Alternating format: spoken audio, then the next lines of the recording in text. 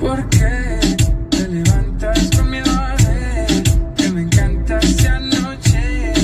Ahora sabes, tan sincero que no había palabras. Porque lo nuestro, esa parte, recomendar ni más entrante. Dime si yo empiezo a besarte o si solo escucho tu alma confesarse.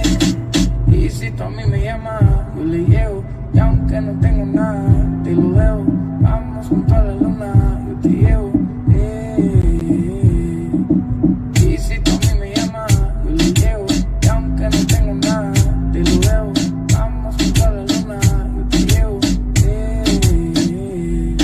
¿Por qué te levantas con miedo a ver que me encantaste anoche?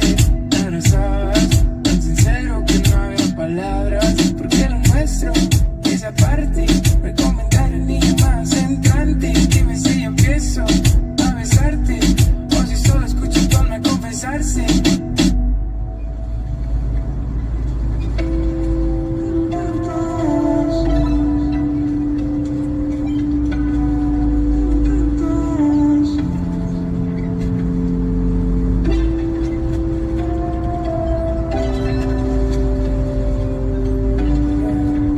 Tengo buena suerte de que vive en mi mente para poder verte.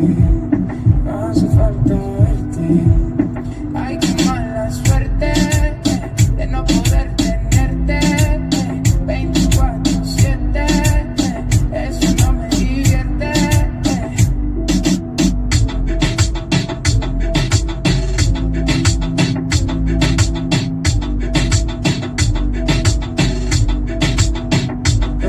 Bebé, no sé, ni siquiera te busqué, pero ya me encapriché. Dime qué tengo que hacer para poder vibrar contigo, mujer. Compartir la misma piel y que nada salga bien. ¿Por qué te levantas con miedo a ver que me encantaste anoche? Me abrazabas tan sincero que no había palabras. ¿Por qué te levantas?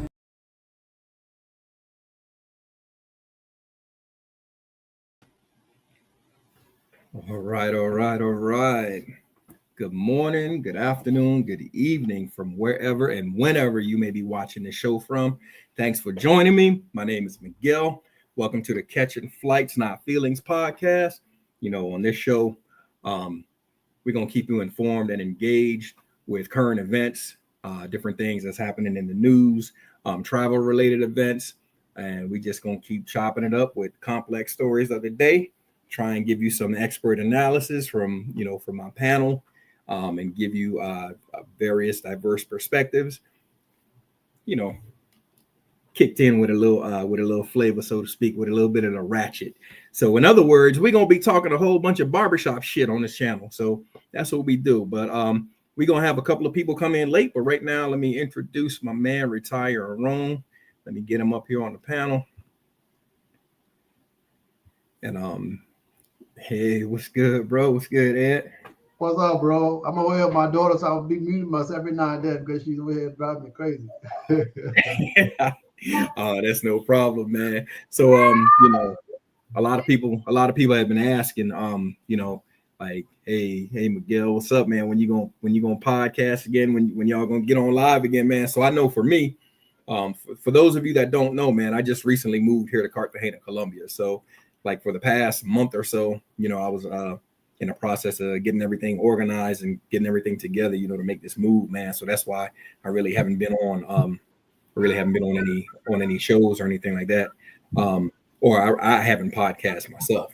And I know some of the other people I know, like Unc was taking his Whirlwind Colombia tour, you know what I'm saying? So he was getting out, checking out the various different cities, within Colombia. So he did a bus tour around Colombia, man. So he had big fun doing that.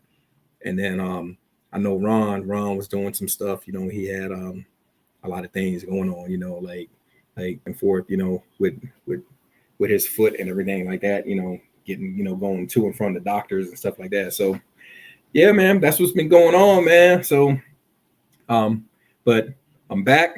I think we all, for the most part, we're all just about back and done with the busyness, so to speak, or at least it's calmed down for a moment. Yeah, I mean, not for me. It's so busy for me. So I saw you were traveling, man. So it's so busy for me. Yeah, so where you at now? You back in Colombia or you? No, I'm back in Atlanta. Oh, you back in? Oh, yeah. See. Every time I turn around, man, you somewhere else. You on a whole different continent. Yeah. I got it. Yeah, I want to be like you when I grow up. Hey, you know what? Hey, man, my thing is, I came back, bro. I went to the store, right? Eggs like $7 for eggs, bro. I'm like, oh hell, I gotta get out of here. $7 for a dozen eggs, bro. Like, It's crazy. It's ridiculous. I don't know. I don't know what the hell is going on, man. I think it's like, so the thing that got me, and I don't know, I'm not an expert on this, but like the thing with the eggs and people going crazy over eggs and stuff like that. So they said they had to destroy a bunch of chickens because of, I think it was bird flu or whatever they were citing, whatever the reason, whatever the cause was. But my thing was, okay, so you got rid of all these chickens, but the price of eggs went up. The price of chickens didn't go up. Yeah, I know, right? Like I'm like, I don't know, something ain't right. Like, so why, how come eggs all of a sudden are costing an arm and a leg? You damn near got to have you damn near got to get a loan for. I'm telling you, right? For a carton of eggs, but if there was this issue with the chickens, and all these chickens were killed, why wasn't there some, to say like the price of chickens didn't go up, the price of wings, the price of breast and drumsticks didn't go up? Like, I don't know. Maybe it's just me, but that's how I look at it. So I was just like, whatever. You're right about that, man. That's crazy, but I was looking at it from that perspective, man, and I just didn't understand it. So it was crazy. Yeah, man. But so a couple of subjects that I want to touch on, just because I've been, like I said, just trying to catch up on current events. Man, did you see this woman at the Usher concert, bro? Like going crazy. Man, I've been getting people saying a lot of stuff about that. Oh, hold on. Let me see if I can bring it up. I got it queued up because I wanted to show. And like, for me, I was just like, I couldn't believe it, bro. It was crazy. Like, Weird couldn't even characterize it, bro. I was just like, what are people thinking about? What are people like what are people on these days?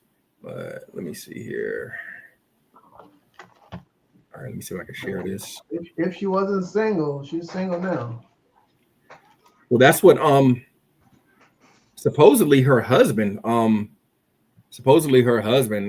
for divorce after that. So I was like, what? Okay. All right, yeah, give me a moment here, because all right, let me share this. Like I said, it's been a minute. All right, can you see that? Yeah.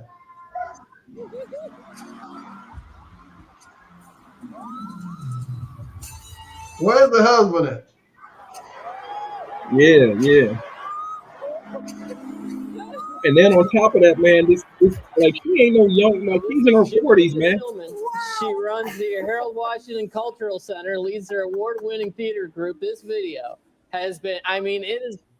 Yeah, let me turn the volume down on that. But yeah, she's not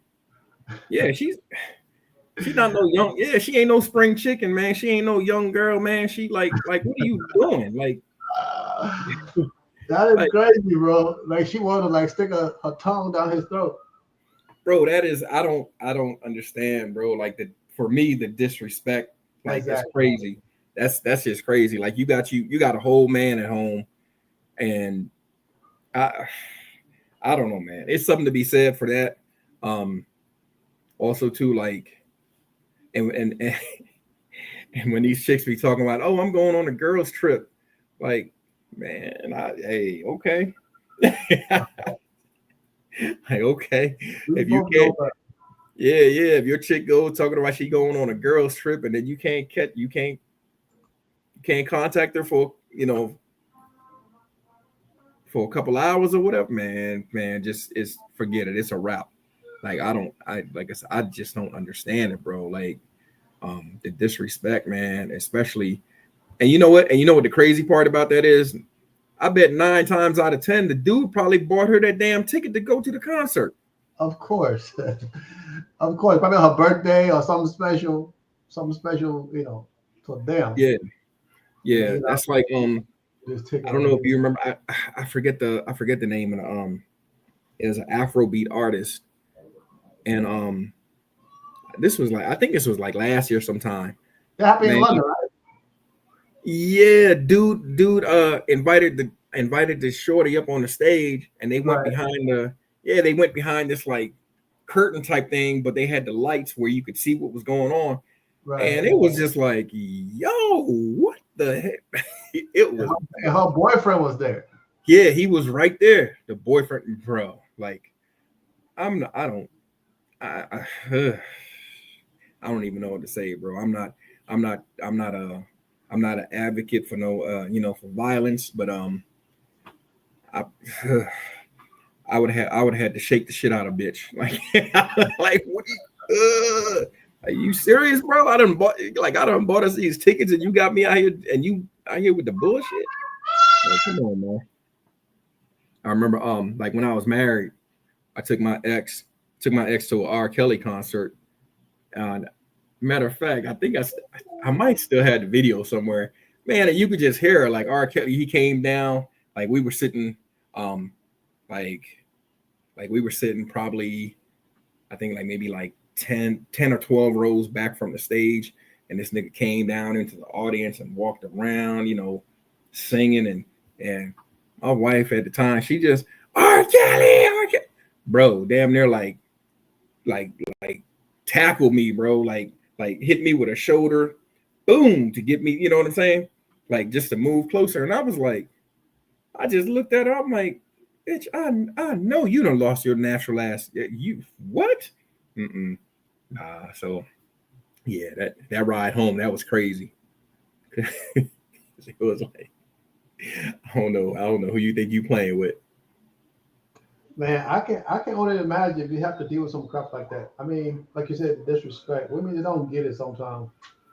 They just do things. I don't know what to do out of emotion. I guess I don't know. I can't think for them. 'Cause I'm not a woman. It's So it's just crazy. well, it's funny you say you can't think for them. A lot of them can't even think for themselves, bro. Because like another one of my exes, bro. Like she used to do shit, right? She used to do like the most outrageous, egregious stuff, and then she would hit me with, "Oh, I didn't think about it like that." Like come on, yo. Like when I would bring it up to her, like, "Yo, you were really bugging, you tripping." Oh, I didn't think about it like that. I didn't think, like, nigga, what? What are you, bro? It was just crazy. Yeah, like for instance, I remember I one think time. a funny example. My ex. So well, we're separated for what? Almost a year now. And I guess whatever she thought she was gonna get with the other relationship, stuff didn't work out, whatever. So now she be all nice to me. And she's like, "Well, you controlling, you are a narcissist, you're this, you're that, the other." I said, so I was like, okay, so if I'm all this stuff, before I told her, I said, "Well, you want to come back? What is it that you can give to me apart from sex that I can't get from anywhere else?" And she's like, she thought she got quiet for about an hour, then she respond back, nothing. I said, so there is a bunch of women out here willing to do what you said was too much for you, but now you want to come back. And she said, well, you control. I said, so if you want to go somewhere, and now it's like, actually, who you going with? That's controlling. I said, controlling is me telling you that you can't eat this food. You can't go to sleep at this time. You got to wake up at this time. You can't go out with this person. You know, I said that's controlling, but me being concerned, it's two different things. So you can't Yeah. you put the two with, you know. So she said, she's like, yeah, you know, you're right. I said, it took you a year to be gone to date somebody else for 3 months and realize like, oh shit, I have everything in the world now. Man. How am I going to get back to this guy? He already got 3 chicks. So how am I going to get back? Yeah, that's their. That's unfortunately, man. Unfortunately for them, that's their like. That's just the lack of accountability it's crazy, man. And as far as the like, it's funny you mentioned control because my ex was the same way. So she would tell me, like I remember, she joined the shoe club, right? And so what this club would do is it would go into your checking account on a weekly basis and take out $50 out of your checking account just in case you wanted to buy some damn shoes. You know, it would put this money, it would have like this account for you to, you know, so you can buy shoes and it'll just build up each week, $50. So when she told me about it, I was like, what are you doing? I said, why? Like, I'm like, are you serious? You're giving people access to your banking information. I said, tell me. I said, what's the difference? Why can't you do the same thing? Why can't you just have a savings account set up at the same banking institution and you automatically have $50 come out of your account, go into your savings account? Because now what's happening is, let's say the same shoe company that you're going with, now they have 100 women. And this is when I was living in West Palm Beach in Florida. So I'm like, so let's say they just got 100 women in West Palm Beach to all get in this pool. I said, so now they're earning interest off of your money and these other 99 other women in West Palm Beach. That's just West Palm Beach. Now you add up Fort Lauderdale, Miami, Jackson, some other main cities. So let's say that they have, and just in the state of Florida, you multiply that by, let's just say they get 1,000 people in the state of Florida to do that. Now they just got money. They got your money in this interest-bearing account that they're profiting from, they're benefiting from. You can't do nothing with that. Like, why would you, number one, why would you give somebody access to your account for some damn shoes when that's something you could set up yourself? And I'm like, are shoes really that important? Like, for real? Like, yo, if you want to buy some damn shoes, put $50 away. You can do that. She just couldn't get, oh, you're just controlling. You just want to say in everything that I do. I'm like, so that's what you're taking out I talk to you about security, about keeping your banking information secure. You don't know who these people are. You don't know you don't even know if this is a US. Did you even do any research? Is this a US based company? You don't know who the hell these people are. I said, they don't do that. Yeah. Did you read the clause? Did you read anything? So, because I'm pretty sure you had to agree to something for them to get access to your banking account. Did you read any of that? Or did you just click on okay and you don't know what they can do? You don't know what you have no idea. These people can go in and clean you out and clean whatever other dummy. Now, because at this point, I was getting hot. I'm like, they can not only clean you out, but whatever other dummy that did this dumb stuff and just disappear. You don't know who the hell these people are. Like, come on, man. But she heard, oh, why am I trying to keep her from getting shoes? I'm being so controlling. I'm like, how am I being controlling when I gave you an alternative?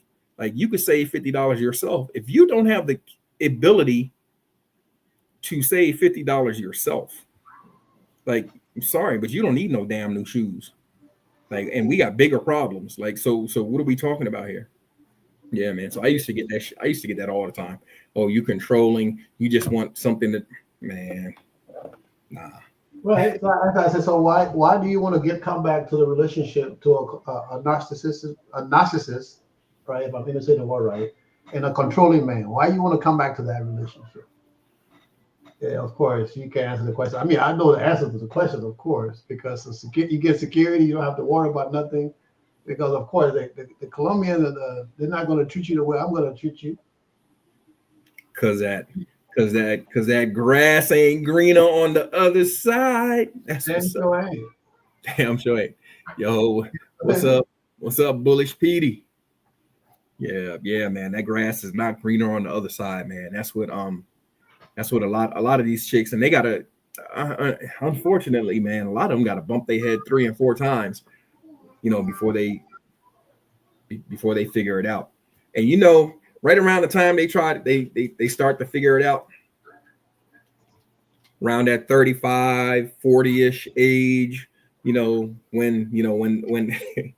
when the streets have had the way with them, and then they want to come back, and now you get what we have. You get a lot of these older chicks who've been did dirty, you know what I'm saying, or who wasn't looking for that quote unquote that corny dude, that nerdy dude, or the dude that, you know what I mean, that they wanted the drug dealer, they wanted the baller, they wanted this and that, you know what I'm saying, they wanted that dude to make them, that dude who was exciting, it's always this and that. They didn't want the boring dude. They don't want the boring dude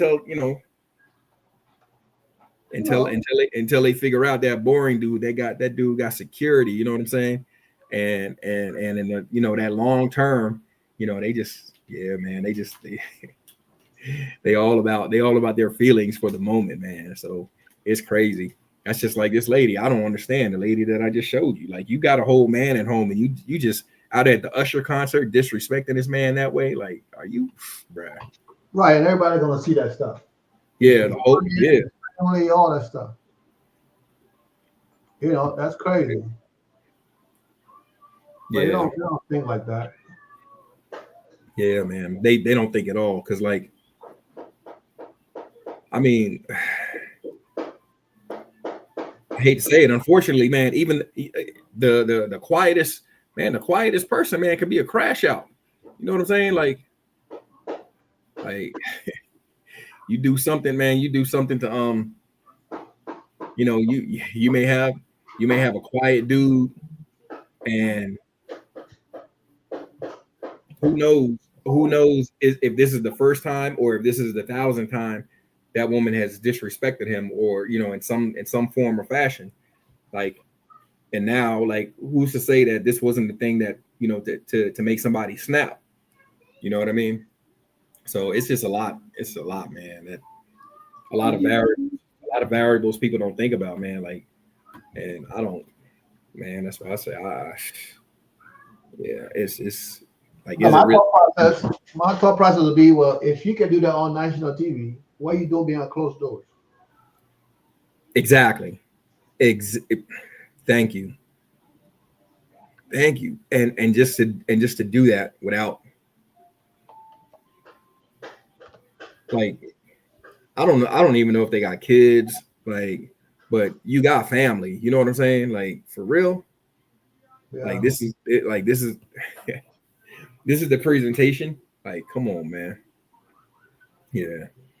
So yeah, man. It's just like my dude Petey said, man, that's when they become bitter alcoholic cat women. Yeah. And then you'll see them on online, or on whatever TV show that may be hating, talking about men, and we ain't shit. You'll see them on that. It's just crazy, man. It's crazy. No accountability, man. None whatsoever. But yeah, for me, nah.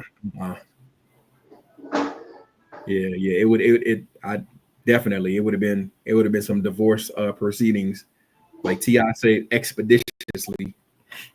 I know. But there's no way to go back from that for me, for real. Yeah, it's certain things that I don't. I just don't. I don't understand it, man. No can do. Yeah, man. So I got, let me see. Yeah, so I had that to talk about. And then did you see Terrance Howard uh talking about, he said no Diddy to Puffy. He said Puffy was trying to get at him. Did you see that?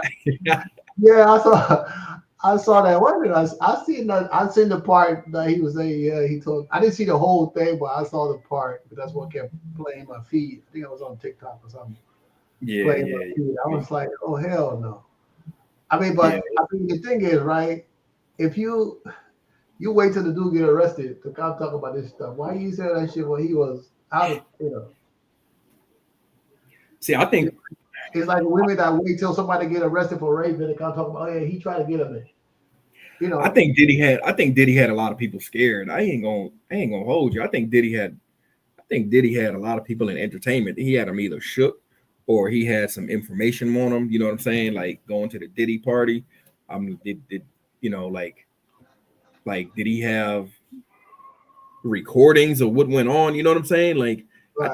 I think he just had a lot of people shook. You know what I'm saying? Because like I don't know if you remember that scene in The Godfather when they was trying to get the senator, they was trying to get the white boy senator to do shit, and then and they you know, he was in Vegas and they hooked him up with this hooker, and then all of a sudden he woke up and the hooker was dead or whatever, and he was like, yo. So I mean, on the same, you know, on this and in that same scenario or similar scenarios, you have people that'll be doing stuff just so they can get access to your power or get access to you in some kind of way, or just to have something up over your head. So, you know, have something in the back pocket, so to speak, where they can use you. And hey, you remember you was at that party, or you remember, look, I got this on video of you, you know, you out here talking about, or you trying to be this, like you this real man, or you know, you trying to be this wholesome person, but bitch, I got you on video, like, you know, like taking it and from you know what I'm saying, two ways to Tuesday, you know what I'm saying? So so that's I think if everything that everybody is saying is true, I think that may be one of the aspects, you know, of what was going on with Diddy. I think he had a lot of people in the industry shook, kind of like what was my man with the island? I forget his name. Who they said he committed suicide? Like, yeah, okay, Epstein. Oh yeah. Yeah. I think Epstein had. I think he had some info. I think he had info on people too, and they had to get him up out of there. But yeah, let me play this. Let me show it. Yeah, let me share this, man. It's crazy.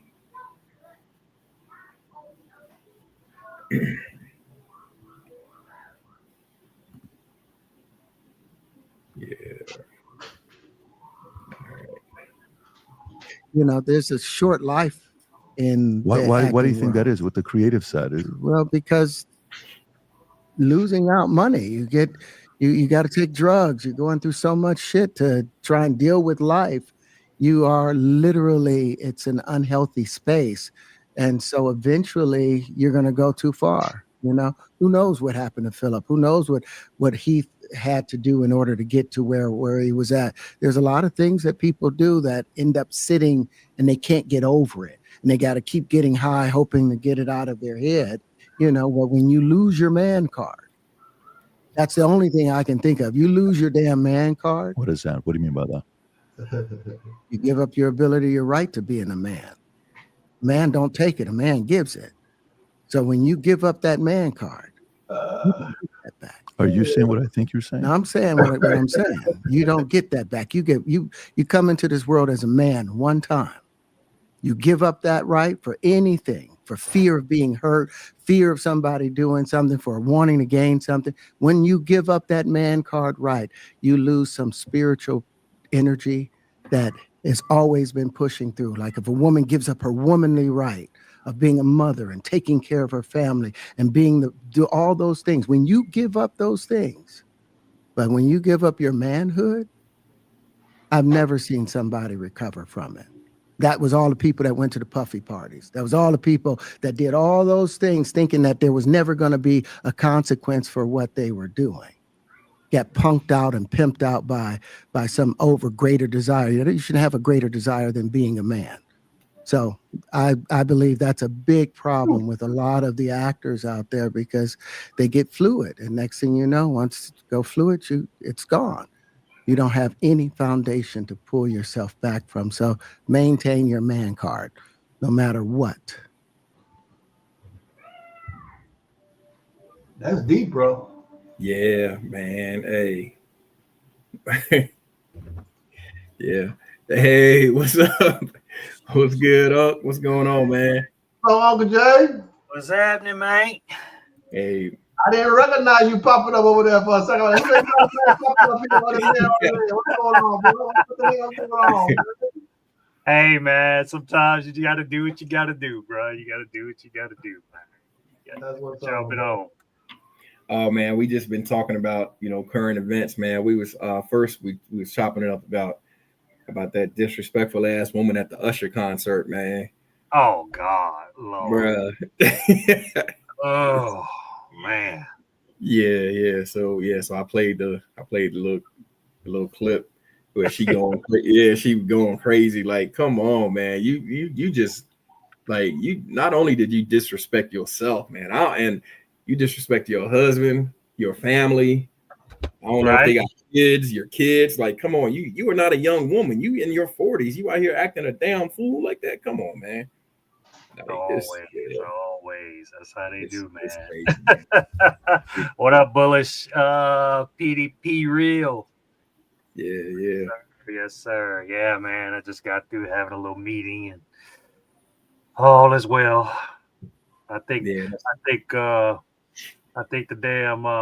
boys is when somebody start offering you money too easy, you have to be like, huh? Wait a minute, nah, bro. When you get them silent investors, you got to worry about that. Hey, you got to be careful out there, especially with the Colombians. You don't want to get. I know. I told my girl, I was like, "Is this mafioso? Like, what the hell? like, dude, like, what do you need? What do you need? I'm like, and he kept calling back to this dude. I'm like, nah, I'm good. I'm good. Yeah. I'm good. What up, Stay High? Yes, sir. A lot of current events, man. Yeah, and then so then we just to those people in Dominican Republic. I was gonna hit on that too. That's crazy, man. Like, yeah. I don't understand it, man. Well, you know what? It's funny because I was getting frustrated because of all the engineer made the guy, come back and redo our support for the Airbnb. But now I'm glad I paid that money, bro, because I never forgive myself if that happened at the crib. Yeah, that's man. Yeah, and we definitely with that rooftop pool. Yeah. Matter of fact, that's what the engineer was saying. Like, man, that's a lot of weight. So he did his calculations, and I said, well, go over the calculations a little bit. So right, yeah, a little bit more rebarb.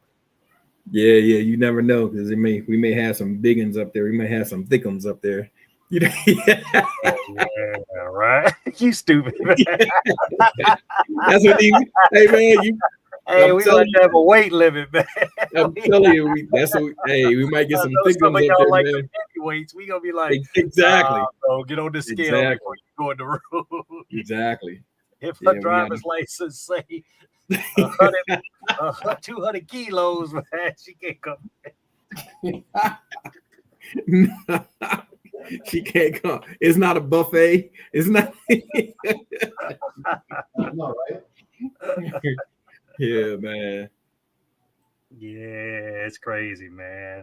Man, shout out to Ryan for the 1 year anniversary on YouTube, man. That's awesome. Yeah. I was on with him earlier today. Yeah, I saw you, man. You look. So how's retirement treating you? Man, for real, I don't know how to act because, like I was telling the boys, I'm like, look, man, I just been I just been really chilling. I just been relaxing. I haven't gone anywhere. You know what I'm saying? I haven't been out to that beach. I haven't gone to the club. I haven't been, I just been. I told you it's different when you live here, man. Yeah, like, yeah. Come for a weekend, you're trying to get everything in, but when you come and you live here, it's like, bro, you be trying to. Yeah, it's like it ain't going nowhere. You know what I mean? So yeah. So I done got a little lazy, man.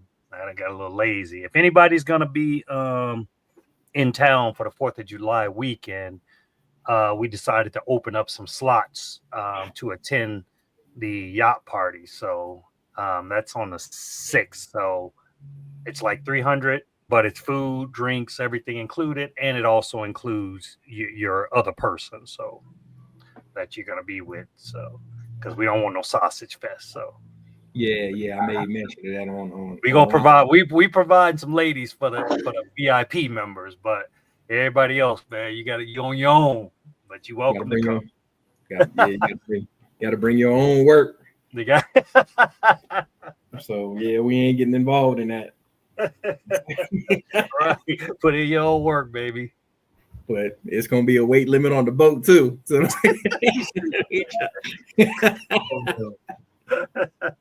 I ain't trying to be the motherfucking Colombian Titanic. I love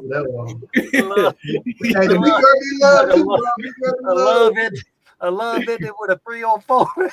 I'm telling you. He died happy. He died with a smile on his face, like Jake. Yeah.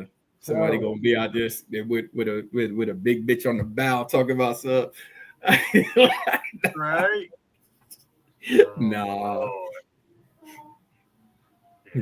Crazy work, man. Crazy work. Yeah. A lot of stuff.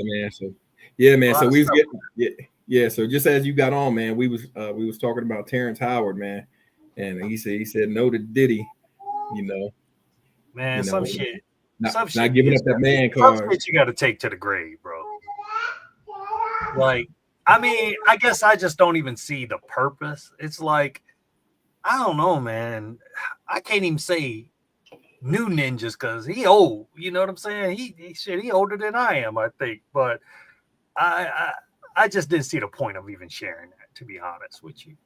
Yeah, that's the same thing I was saying, Jay. I was saying the same thing. I mean, who cares? I mean, if it, you know what I'm saying? If you ain't trying to make no money off of it, if you ain't, it's definitely not going to help his career.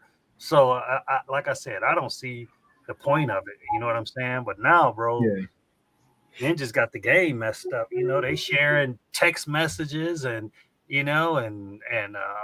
that's why all these chicas got disappeared messages on their shit. You know what I'm saying? Yeah. Be nervous out there, man. I'd be like, dude, man, I needed that whatever you sent me. Oh man, it disappeared in 24 hours. Okay. Yeah. But I would have kept that to myself, man. I'm sorry. Yeah, I don't see no benefit of that. I don't know. I don't know. Maybe he was just trying to say this is why, because like you remember he got. I don't really know if he was really like blacklisted. So I don't know, but like I remember when he was, because he was an Iron Man. I think for a minute because I think he wanted more money for Iron Man, and then basically they're like, you replaceable. Right. Because did Don Cheadle come in after him? Yeah. Don Cheadle came in and took his role. Yeah. So it is what it is, man. But I don't know about telling that. Yeah, and it could be any number of things. You know what I'm saying? That we don't have the public, that we don't have access to. You know what I'm saying? Like he may think, oh well, I wasn't at the Diddy party and I didn't partake, so this is why. Right. And meanwhile, he I don't know him. But meanwhile, he could have a stinking ass attitude. I don't know. It could be anything. But who knows? Whatever. Who knows? Yeah, exactly. Who knows? It ain't. Well. I was trying to get a hold of you this morning, bro. I went for the walk. Oh, you did? Yeah, you didn't answer. Man, like, you must be holding on to the bed. Man, so what happened, right? So this is how retirement, like I said, it's funny how you said you had to take the sleeping pill the day before. So I was actually up, man. I went to bed. I was like, yeah, I'm gonna get up, get my walk on this morning. And Danny had to go to work early, so I think her alarm went off. I want to say probably like 4:00, right? And like around like 4:30, 5:00, man, I was just up. I'm up staring at the ceiling. So I just, of course, busted out my phone. I'm on TikTok doing all kind of shit early in the morning. Right. And then I fell back to sleep, man. So that's what happened. Yeah, I fell back to sleep probably like around 6:20, right before my alarm went off. So I shut it. I saw my alarm coming up and I shut it off. And then I woke up like a little bit before 8. And I was just like, oh man, it's too hot to go out there now. Yeah, but I'm gonna get on it. What time did you go out? 7? I went at 6:30. 6:30. Oh, okay. All right. Yeah, I don't know why I woke up feeling a little good, you know. Oh shit. Well, let's hit it in the morning then. Yeah, I'll see if I can get up. If I don't take back, that means I'm just knocked out, bro. You know, but man, I'm trying to get back. You know what I'm saying? Like, I got my alarm set for 6:30. So when I get up, I give you a call or shoot you a text or something, see if you up, see if you're gonna do it. Yeah, because it's actually good, man. 8 o'clock is when I get up. Work or no work, man, and it's some. Oh my God, it's woo. It's a work out there, man. It's some work out there, man. Like I don't. Oh my God,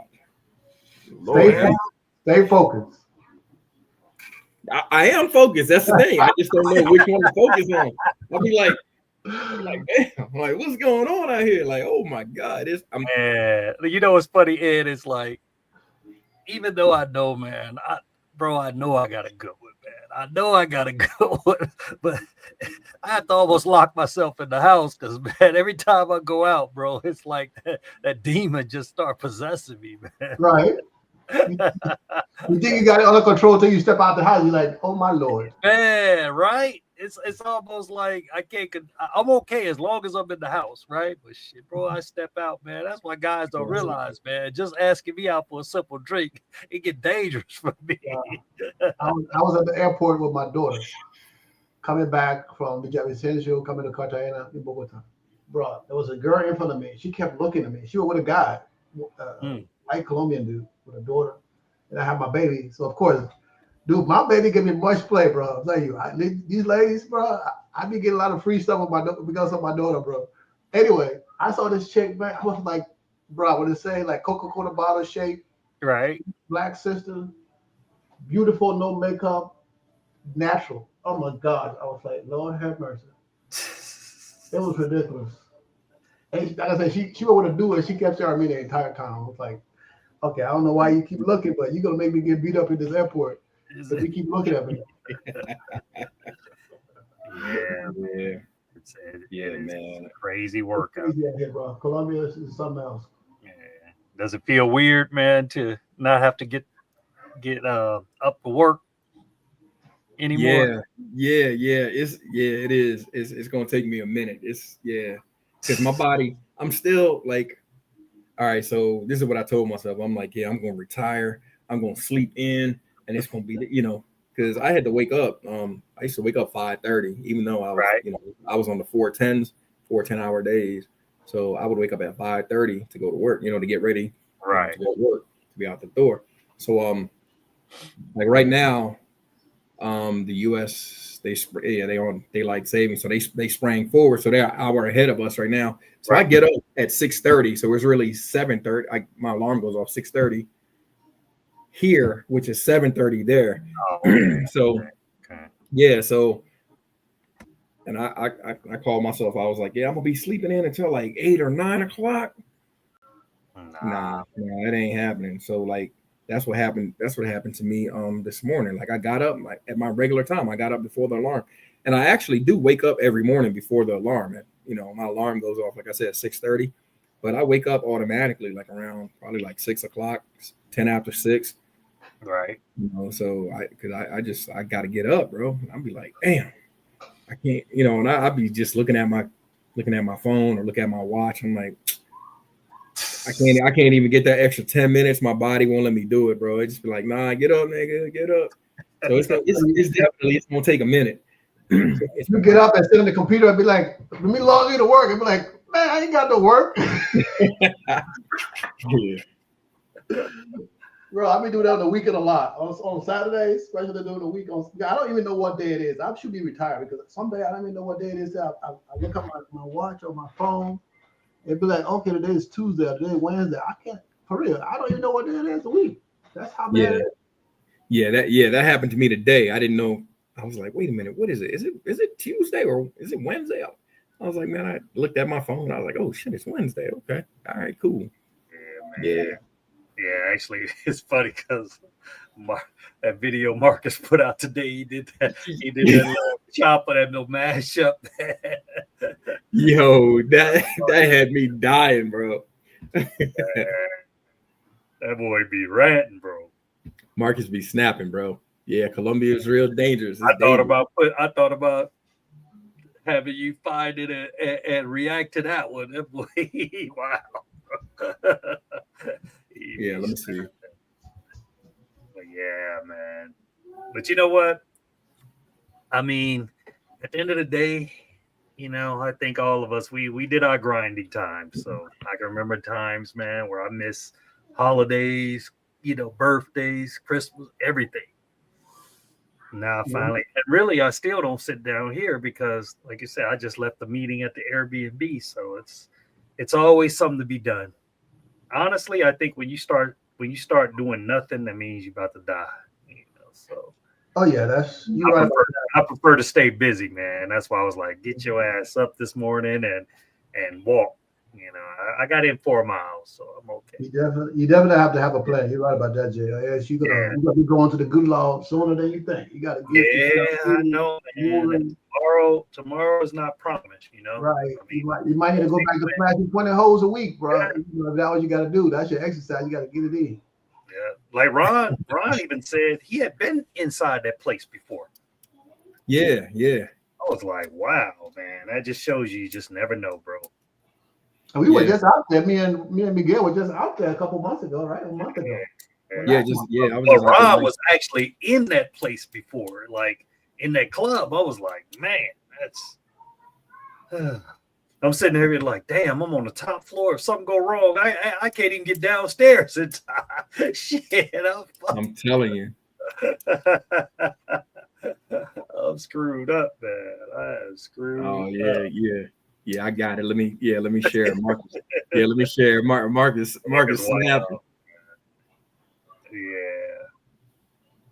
Yeah. Matter of fact, we may start doing some reviews in the evening, so we always have some good topics to talk about. Yeah. Let me share this with Marcus snapping on. All right, y'all. We ain't finna keep having this conversation, man. The internet done already told y'all, don't go to Colombia. You gonna get drugged, you gonna get robbed, you gonna get blessed, and you just might get unalive. This has happened to every passport, bro, that has ever gone to Colombia, and we already know this because the internet told us so, right? I got an uncle down there right now, retired, living his best life. He on vacation, talking about he ain't coming back. This man got a girl down there and fixing up properties and all type of stuff. We gonna check him out though. Carnaval es quien lo vive, quien lo goza. So we're headed to Carnival. Carnival this weekend. Going to Carnival. Oh, they didn't scope Jay. They didn't hit Jay with the dragon's breath, G. They finna rob him. Well, just chilling with Auntie. Okay, my bad. I was just trying to keep you safe, you feel me? Hey, hold on. Senorita Colombia, okay. How you even get that close to her though? You ain't even supposed to be that close. Why you all up in their demonstration, man? You know they don't want you out here like that. See, we got another baddie right here, man. See, this my type right here. Slim, thick, got the little thing on. What's that shit on her head, man? She up here looking like Statue of Liberty. Liberty. Look at having a good time. We just turning up. I can definitely say I'll be back again. I'm so glad to be come on back, in Colombia. So glad to be a part of this culture, trying something new for this last quarter of my life. What's all this your life stuff? This ain't your life. This is our life. You feel me? You American. You from the land of the free, home of the brave. We tell you how to be free and brave. That's how this works. Come on back to the States. We need you back at work. You doing too much. Still out there hanging out with Auntie, right? I guess that's my Mikia now. AIS Mikia. Okay. You could have did the same thing in Lollapalooza. You might get jumped, you might get shot, you might go to jail, but okay. And all getting along and all this happiness ass shit. I'm just living his best life. He's turning everybody up. Starting around. Now we in American club. Yeah, we finna see some fights now. World stop. They finna throw hands. Nah, they ain't throwing no hands, they just partying, turning up and stuff. This dude got stuff on fire. Look at this dude. Drake didn't get too sweet. He finna set the roof on fire. The roof is on fire. Looking at it. Oh, now you gonna flex on us with the mansion again. It's your birthday. You got like 50 rooms. You wanna go all the way to Colombia to do that. You feel like you Pablo now, huh? In Colombia, I feel like Pablo. Looking at it. Yeah, that concludes. Yo, that's my man Miguel in the background. Shout out to Miguel. Look, there's so many rooms in the mansion. You don't even know what room you want to go in. Hey, who is Shorty in the blue in the Atsun, man? Okay, jeez. She just getting away of the camera, man. Y'all knew what y'all was doing. I know she got to be tired of carrying all that around. Tell her she can have a seat right here whenever she ready. All right, y'all, we ain't finna keep having this conversation, man. The internet done already talk. Boy, wow. Yo. Yeah. Oh man! Shout out to Marcus, man. Make sure you guys follow him at MAD Experience. That was a good one. Yeah, man. He actually did like 2 of them, but he chopped it, and then he did a long version, man. That he Marcus be snapping, man. Yeah. Basically, like he's trying to combat against those documentaries that's saying basically we all broke, busted, and disgusted. So it's almost like a fake trolling, you know what I mean? Because we'd be like, I'm in a third world country, bro, but this is my first world. You know what I'm saying? Like, I don't know how anybody can come here and be like third world. Like, come on. Hey, man, I'm telling you, man, it's I'm broke and busted, bro. I'm good with that. Yeah, right. I want them to keep Hey, they thinking can think whatever they want to think. You know what I mean? I don't give a damn what they think. Hey, what up, Zoe? What's good, Zoe? Yeah, man. I want them to keep thinking that. Matter of fact, I want the tourism to slow down. I'm tired of some of y'all niggas coming down here like some of y'all niggas unruly. Y'all need to remain in the States, man. Like, it's crazy. So yeah, man.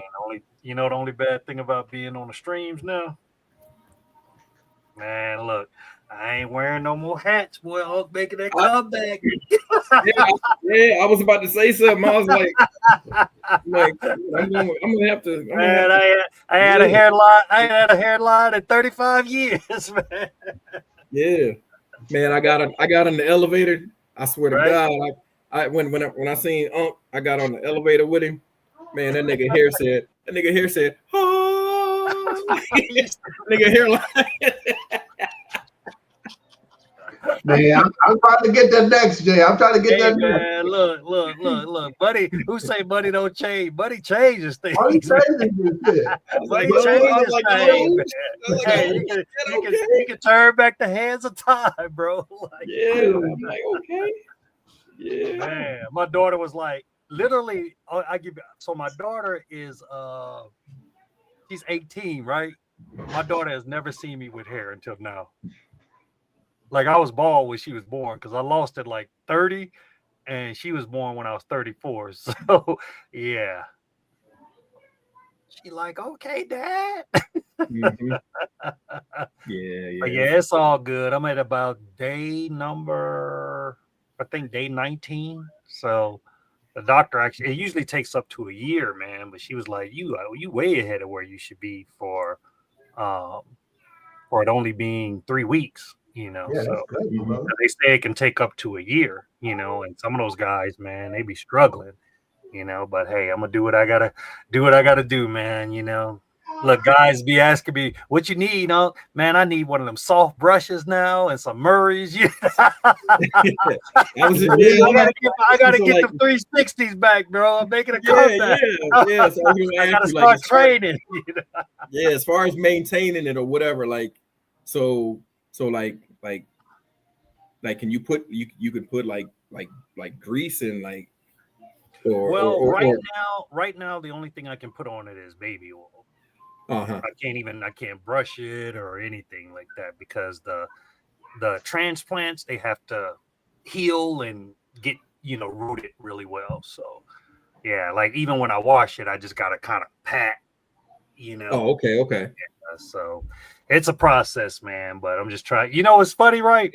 So I thought that it was gonna be, oh yeah. So you took me way back with the sport wave pomade. I was like, do they still make that stuff? Am I so far gone, man? What brothers be doing to get waves nowadays? I'm 30 years out of the game, man. I don't know. When I want know how to act. When I want to see waves, I go to the beach. I don't even know. But what's funny, right? Man, I have had over 100 guys hit me like and I'm gonna tell you like they used to tell me, bro, let it go, man. Yo. So my chick in the DR gave me this spray because her brother-in-law man used it, right? He started getting some growth, and every time I go, she's like, "Well, you gonna do something about your hair?" I'm like, "Man, I don't give a hair about no hair. I'm good." She's like, "No, but try this stuff."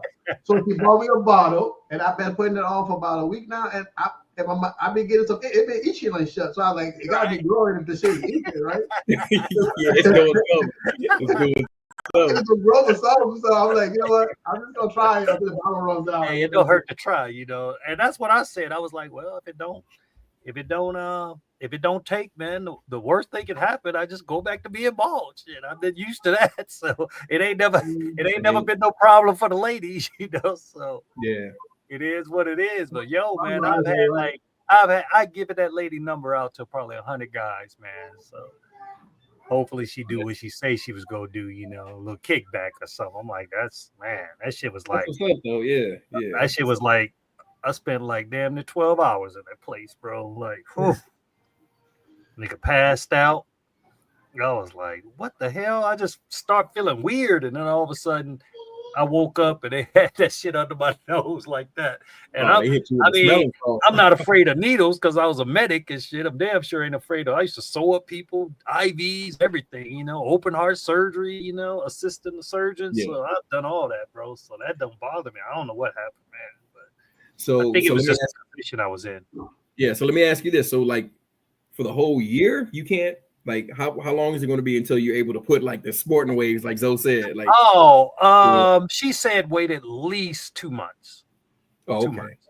Yeah, and then you can do that and then start brushing. Yeah, exactly. Oh, okay, exactly. Okay. Yeah, and then get a haircut or yeah, I can get a haircut, whatever I want. Yeah. Oh, okay. Yeah. So what I'll probably end up, because the other part, like here, is gonna grow faster than here. So most of it will just be cutting down the sides for a while, until it catches up.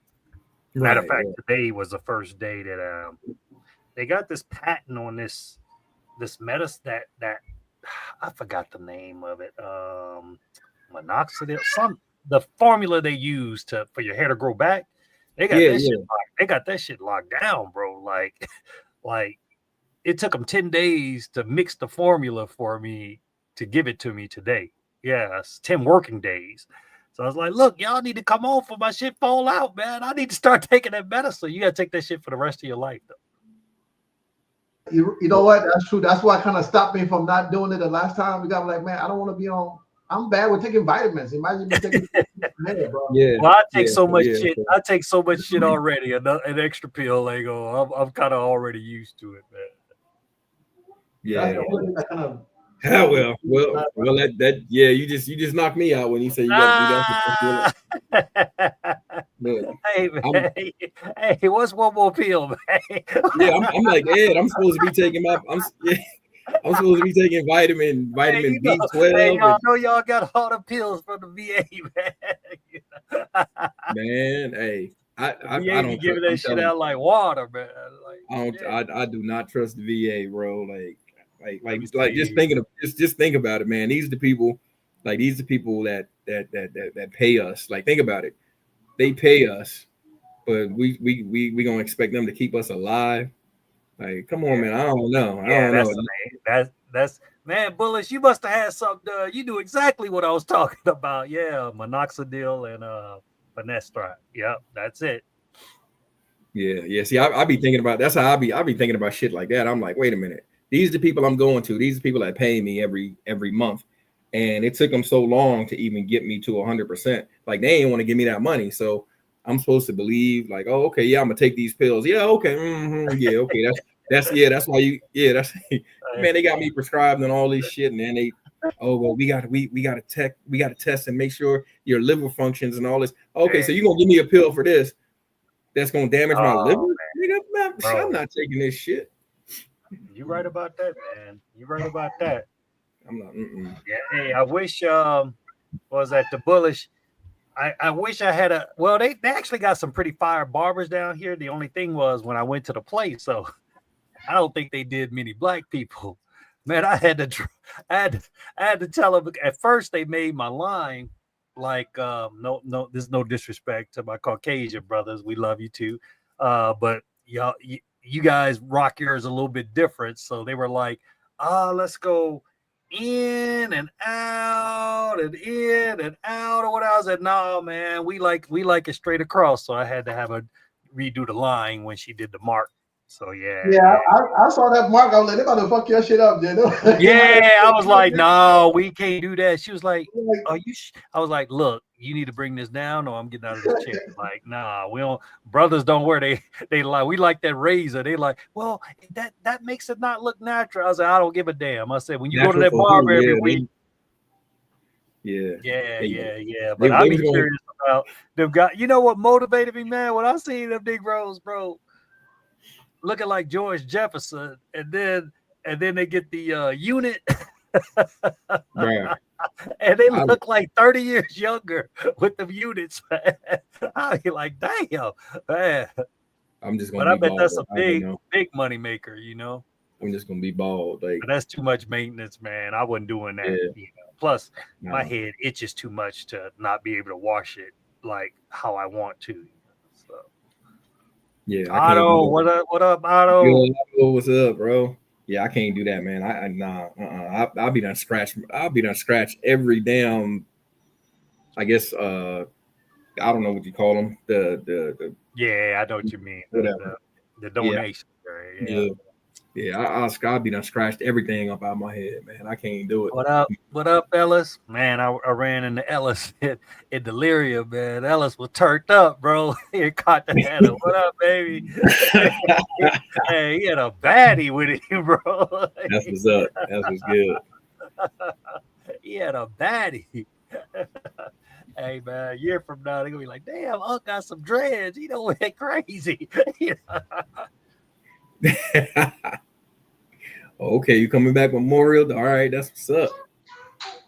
Yeah, man. You know what's funny, right? Almost every time I've met someone that came to Cartagena, they always come back. I ain't never seen one person that they was like, I'm never going back to Cartagena again. Well, not that net. I'm sure there's guys that got finessed that was like, nah, you know, but you know, teach his own.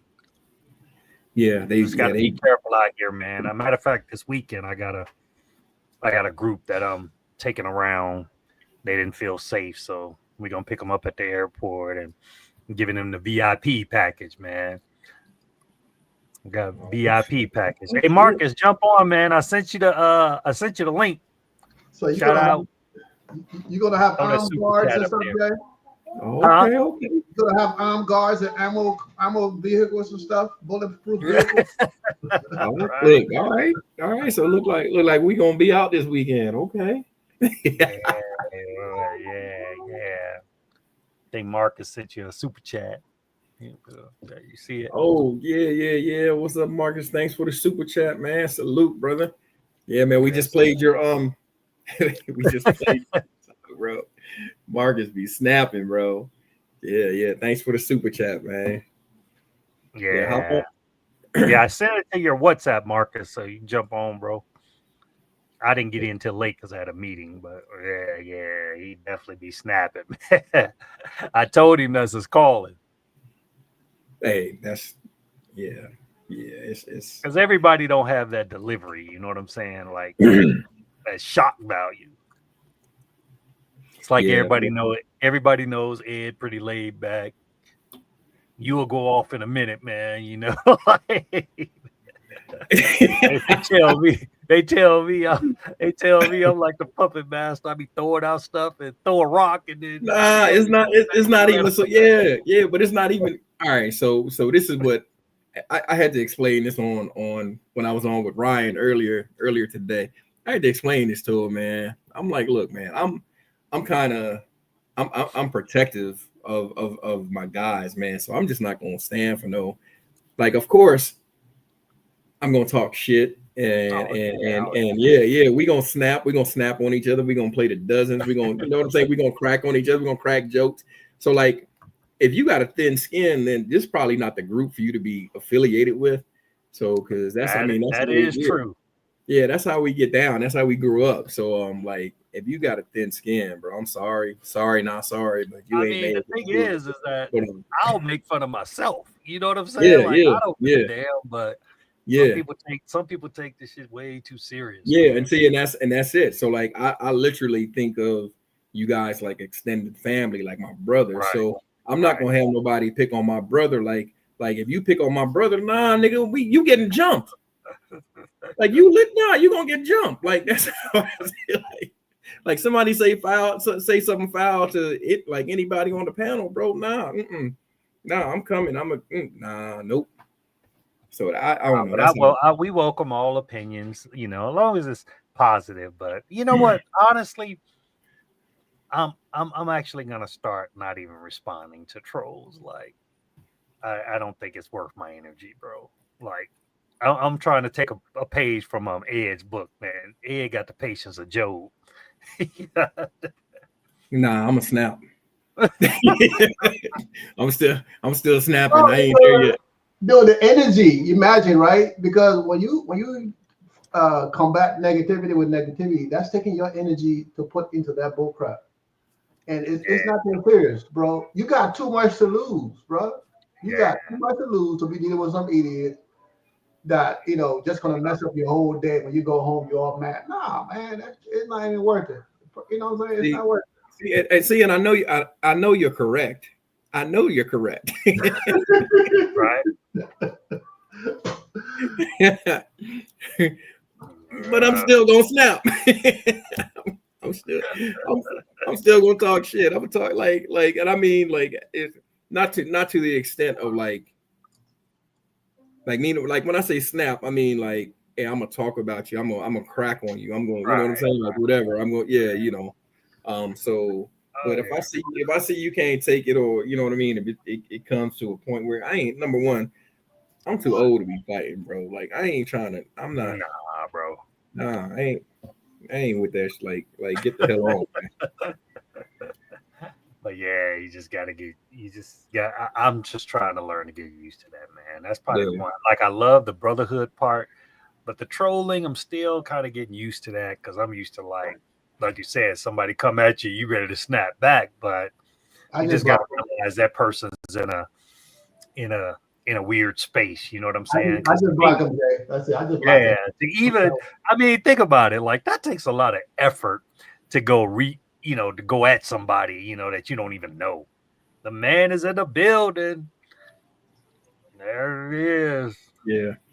I don't know. I don't know.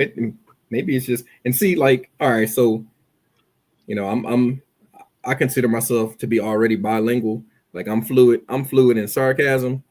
So like, so now, sarcasm. Yeah. So now I'm trying to learn. For me, I'm trying to learn my third language. You know, I speak English, sarcasm, and now I'm trying to learn Spanish. So that's how I, you know what I mean. That's how I combat that. You know, what y'all think about Anthony Edwards paying up the child support? Yo, okay, so all right. Okay. I have two trains of thought. If it's true. I wouldn't have done it like that. I got two trains of thoughts on that. Number one, bruh, you should be strapped up. So that's my first. But then I look at it like he 21 years old, 21, 22, something like that.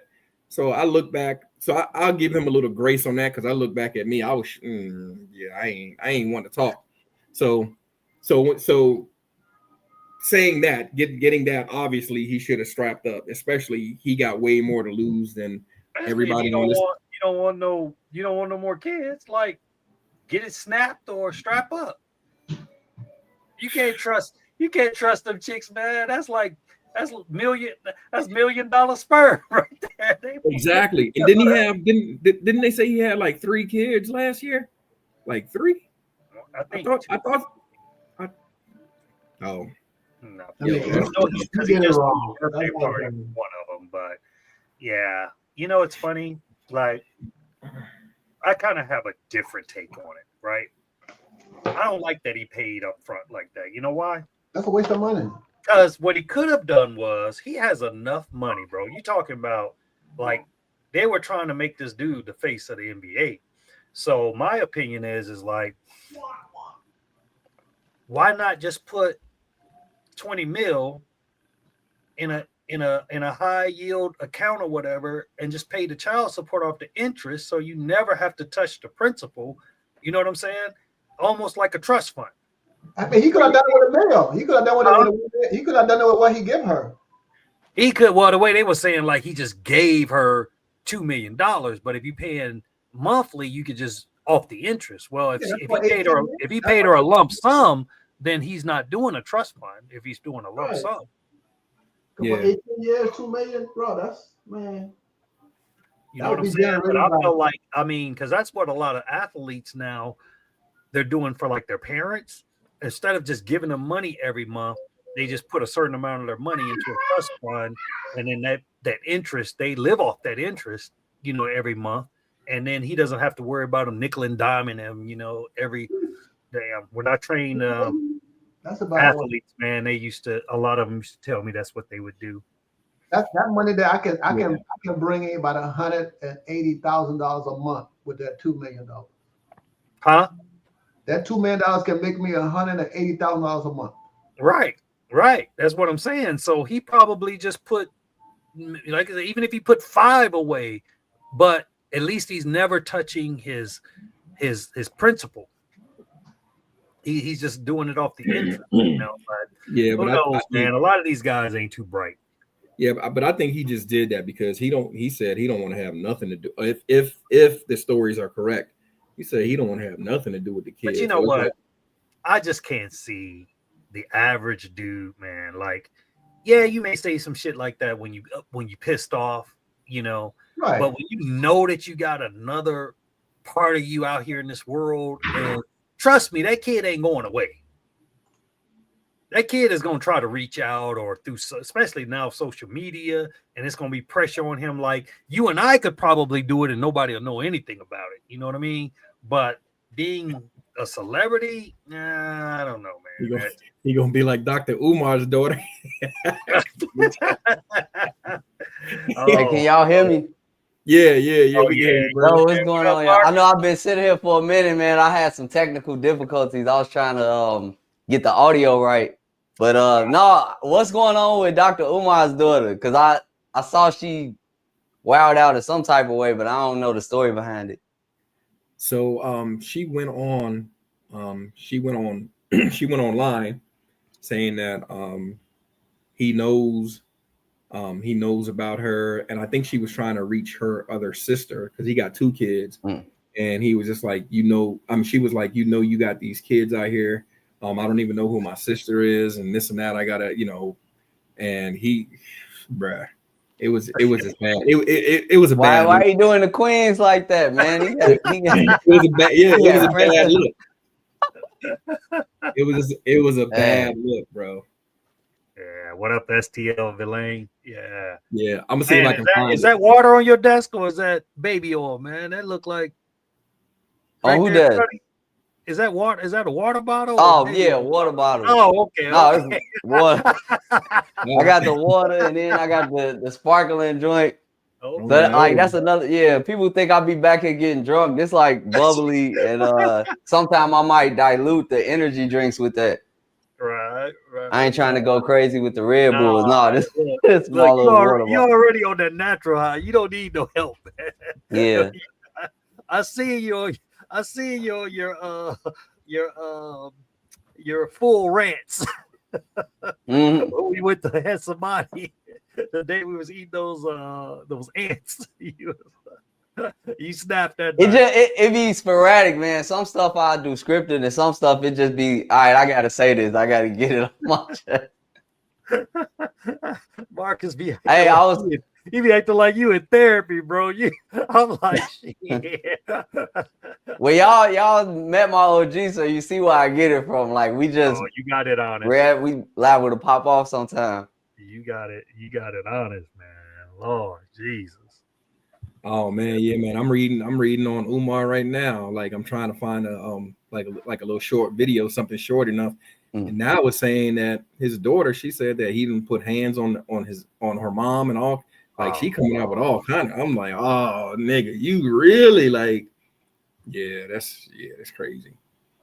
Yeah. You know, so the thing about it is, I don't need him like gatekeeping at the CTG Fest, man. I mean, the brother invited. I don't know, that's up to y'all, but just let him know. I'm into the Afro Latinas, but if that ain't good enough, I can't make no guarantees. Yeah, he'll be all right. Black queens forever, snow bunnies never. Black queens forever. Ellis Durrell, shout out to Ellis. He said he coming back. I don't know if you read that already. Coming back for CTG and for Memorial Day weekend. Yeah. I'm trying to get back. I know I'll be talking shit, but I'm trying to get back down there, man. I'm trying to get like y'all. It's cold in Chicago, man. It's cold up here. Hey, Unc, you muted. Jay, you muted. Sasua guys are talking about the prices of the mango. Yeah. Okay. Yeah, I sure missed that snow, man. I miss shoveling snow. I missed that. But you know what's funny? Well, we might have some tomorrow if you can make it. I tell guys, man, like I tell my girl, I think I could live there now because I don't have to worry about cleaning out the driveway before work, and now I can afford to tell somebody. But I wouldn't even buy a house. I would just buy a condo or something like that. The only thing that's kept me from buying a condo in Chicago, man, them damn HOAs, bro. They're more expensive than the damn note. Like I found some spots you could buy them for like 50 G's, right? But the damn HOA was $1,800 a month. I'm like, what's it? So you mean I have a paid for house, but I'm obligated to you for 18 months. And I heard that's what's going on in Florida.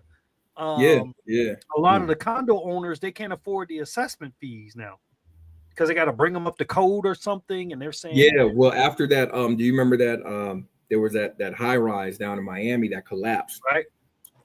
So after that high rise collapsed, they went through and they made this assessment on everything on all of the older buildings, and so it's like they made it across the board, and they got to get up to code. So in order to do that, a lot of the fees for the condos, for the owners, they went up. They went up extraordinarily. You know what I'm saying? So people was just like, what the hell?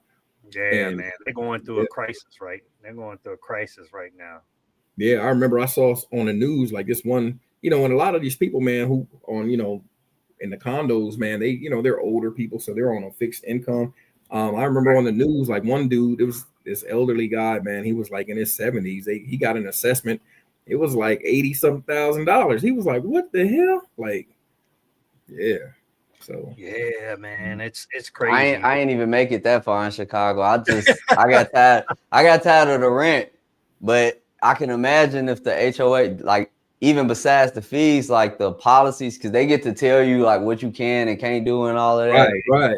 After 2020, like the whole I don't like how Chicago handled that. Like, right. Some of them haven't even reversed it. I mean, they're not doing the vaccines and stuff no more, but just that paranoia. You will see it occasionally. Some people still walk around with the mask.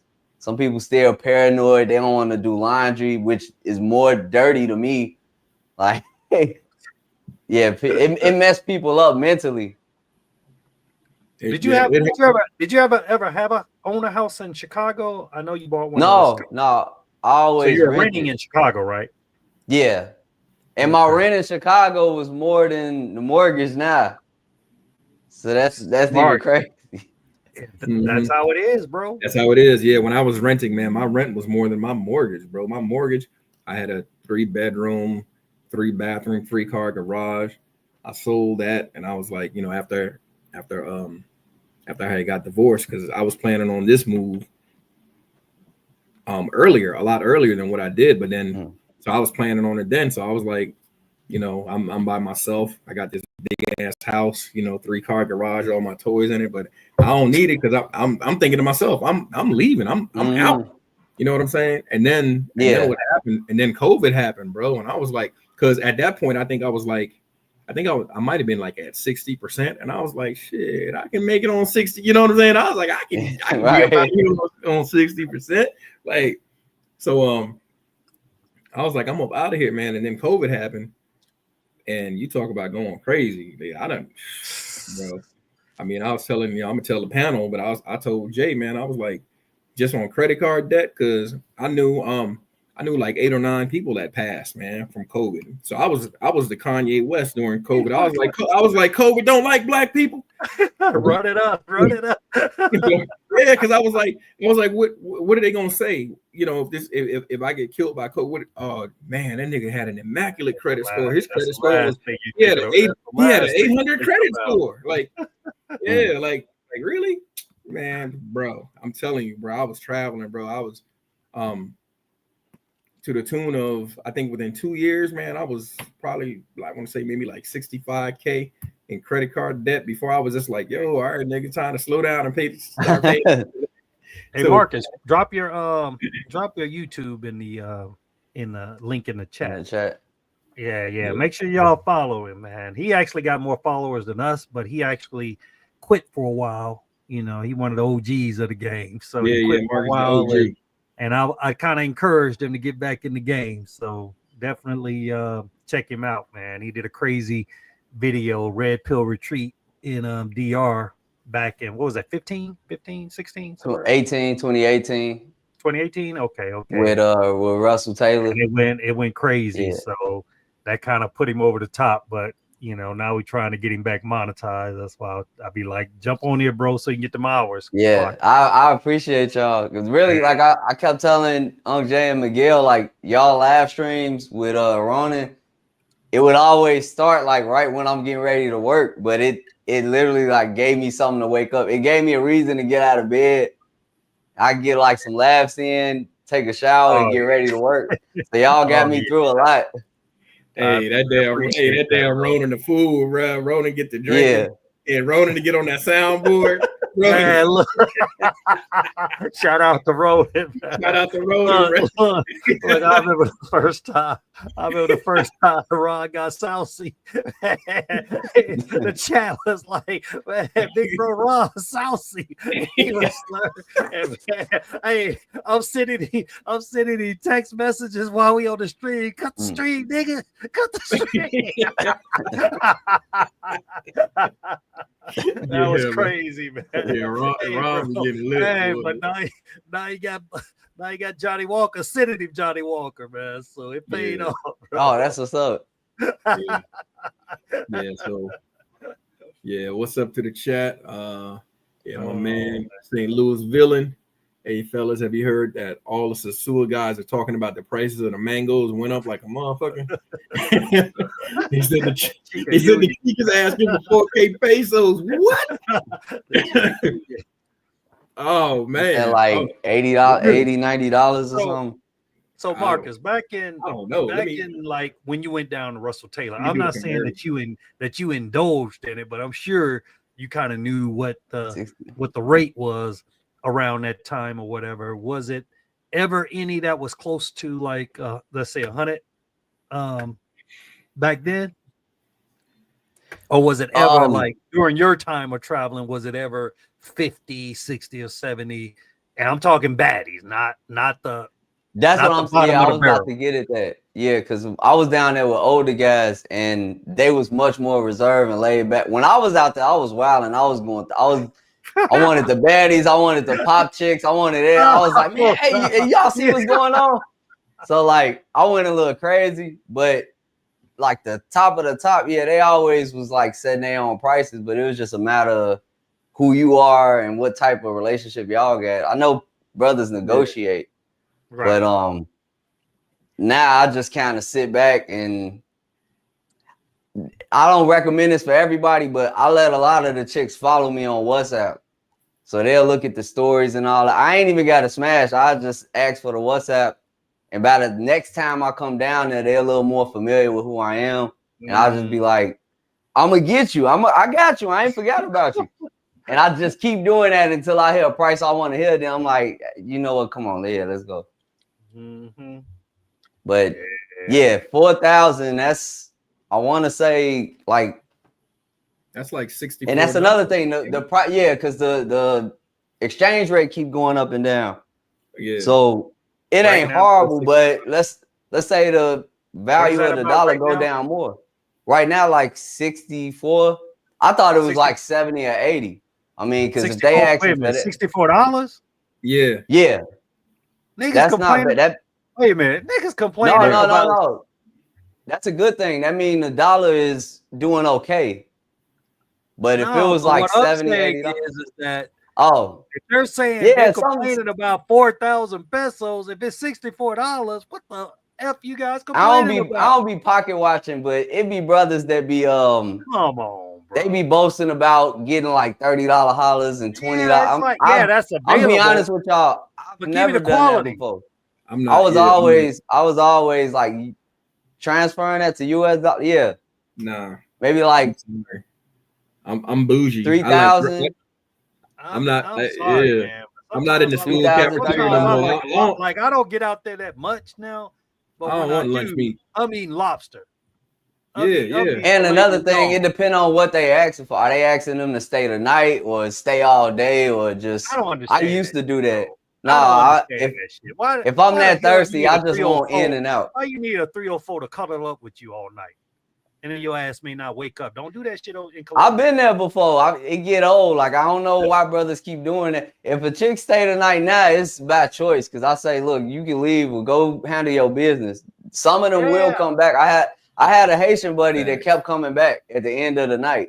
I didn't ask her to, but I don't expect that. So I just, if they want to come back, then. I mean, you know, and the thing about it is here in Colombia, especially like, say you catch them at the end of the night, right? And if y'all actually, if you do like you should try to see if you can vibe with that chick. You know what I mean?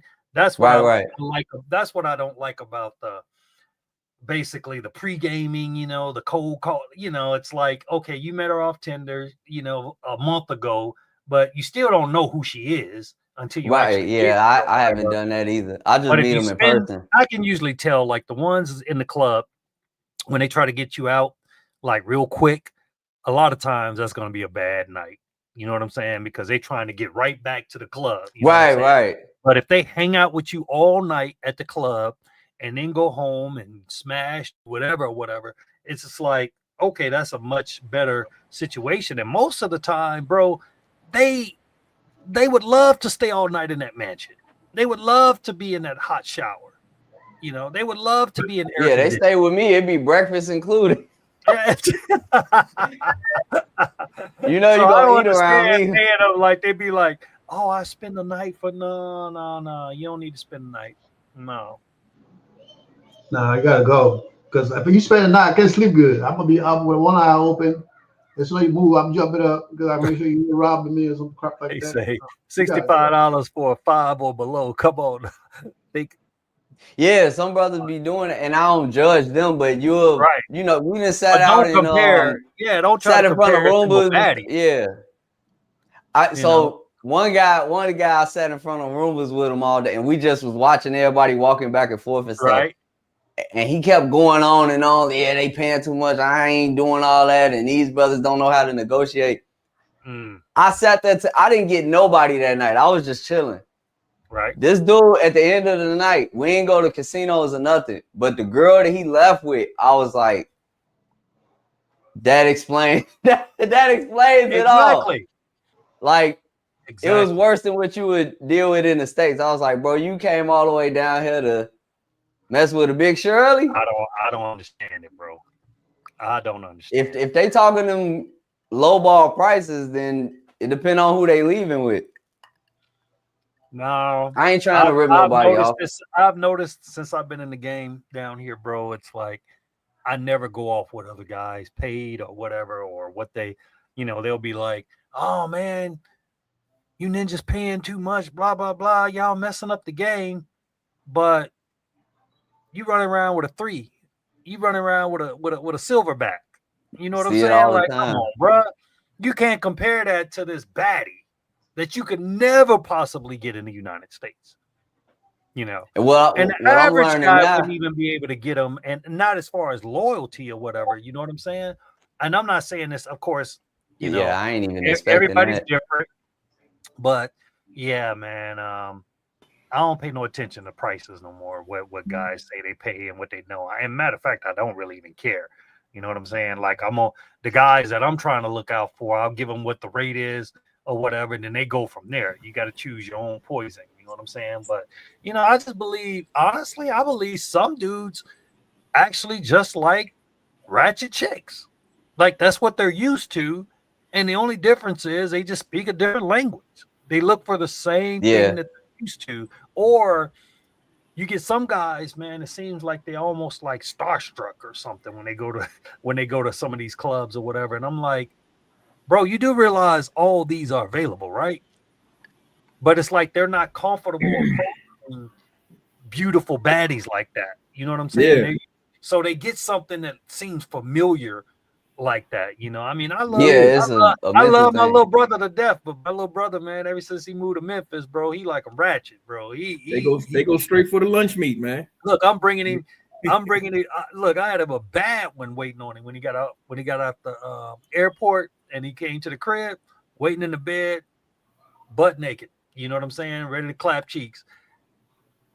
The ones that he picked out, oh my God. And my brother's not cheap at all, but he liked that big booty with the bullet wounds and the cellulite. Little bro, he a cute dog forever, man. That's the way he like it, man. That's one thing about whatever you're looking for, you'll find it. You'll find it, man. I've said this a lot of times, man.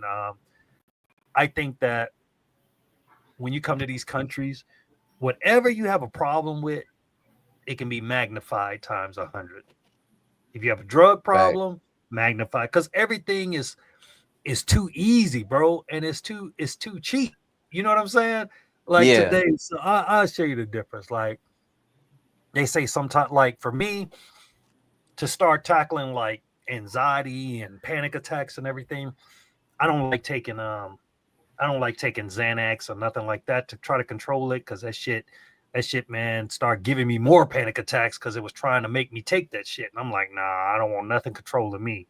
So then, like I said, I didn't start chiefing until I got 53. So a couple years now, and really do it on a consistent basis, because I never was really in the streets like that to be having contacts or whatever. And the only time I really did it was when I was in a state that it was legal, like Cali. I could just go to the little spot. But today I got my girl. I was like, man, see what talk to your next door neighbor in the hood you grew up with. She went over there, bro, and like what would cost $100 in the United States, man. That shit was 15 mil pesos, man. I was like, are you freaking serious? Huh?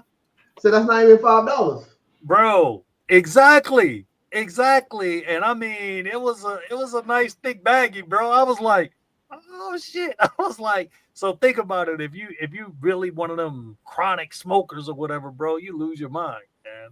Mm-hmm. Yeah, You they're know? blazing the Or if you amazing. like to drink, you can I had a overdrink. guy, one of my old coworkers was asking me about traveling and stuff because now they paying attention. Now they, man, when next time you going, I want to go. And I'm like, I'll send you the dates in advance, but I ain't gonna remind you. No. But they'll ask me stuff like that, like, you know, is it really that affordable and this? And I said the same thing, like, it depends on your taste. It depends on your lifestyle, because you can go anywhere and go broke. It's all up here. It really So, is.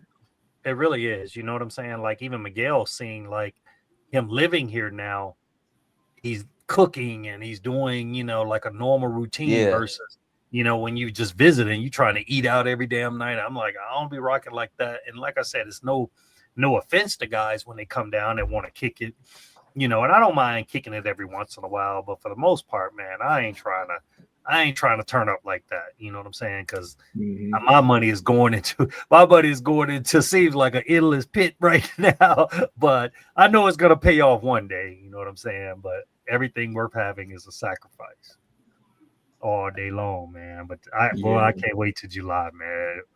I got a question. What's up, bro? Like this is something. Since y'all living down there, this is something I heard another brother say, and it kind of stuck with me. He said, and he was in Thailand, and he was saying, like, these environments are places where you can either be completely distracted or completely disciplined, because once you get over that nostalgia, once that novelty wears off, you could really lock in and stack some money. You can make some money, and the opportunities are endless. But if that's not your mind frame, then you know you could crash out and not even realize it. That is 100%. Does that sound right? Or that sounds absolutely correct. Because I was saying earlier, man, just in credit card, man, I spent over $60K within 2 years, man, during COVID. I was down in the DR, bro. I would be down in the DR like twice a month, bro. Like I would be down in Santo Domingo, and I'm not, man. I got stuff I can't even. Woo! Oh my God! I was telling my mom that. You talking about when you was still in the States? So like just commuting back and because I was flying out of South Florida. I was flying out of Fort Lauderdale, man. So like to get here to Cartagena, like 2 hours and 20 minutes. Santo Domingo, like a 2 hour flight. Yeah, y'all got the hour easy 45. Yeah, and then at my job, I was off every Friday, Saturday, and Sunday. So, and when it finally clicked, and I was like, all right, I'm gonna retire. You know what I mean? So like, I was like, all right, let me work off some of this time. You know what I'm saying? So they put like little stupid ass rules in place. Like before at my job, you used to be able to like you could take like 5 days before you had to have like a doctor's note. You know what I'm saying? You could take like 5. Oh, yeah. So then they changed it. Like they changed it. Now you can only do like on that third day, you got to have a doctor's note. So I was like, all right, man, I'm already off every Friday, Saturday, and Sunday. So I would take a sick day that Thursday. That would be a travel day that, travel on that Thursday. Then I'll come back that Monday. So I would take, and then I would have me a 5-day weekend. I'd take a sick day that Thursday, then a sick day that Monday, man. And I blew off like over like probably like maybe like 500 plus. It was like 500 plus sick hours that way, man. But the hard thing about it was like, even while I was on sick time, I'm working for the government, you getting sick time. You know what I'm saying? Your sick time. Yeah, it's still accumulating. Yeah, it's still accumulating, man. So it took me a minute to do, because once they got once they put us on that new rule, and I was like, man, I could just go and get on FMLA and just be out the whole, be out like months at a time. But then I was like, nah, I don't want to do that, because I was still like figuring out, you know what I'm saying, like whether I wanted to be here. And this was even before I met Jay. So I was going back and forth between here, Barranquilla, and Medellin. I was like, what I love about Medellin, I love that climate. Like you really don't need no AC out in Medellin. Wow. Yeah. So then, but then Barranquilla is, bro, Barranquilla is nice too, but Barranquilla is chill. Cartagena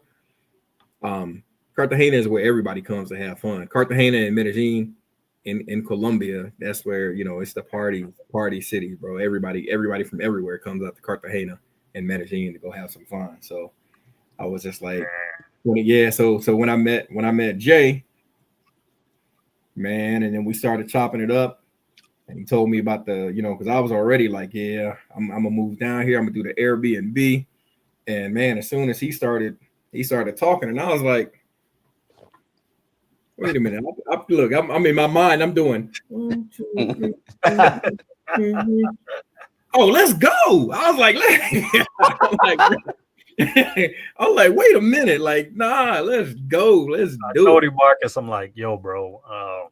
Worst case scenario, we'll turn that joint into a military retirement home, man, and have like 10 military retired dudes living up in that joint, bro. That's what it's all about. But yeah, man, piggybacking off of what Miguel said concerning like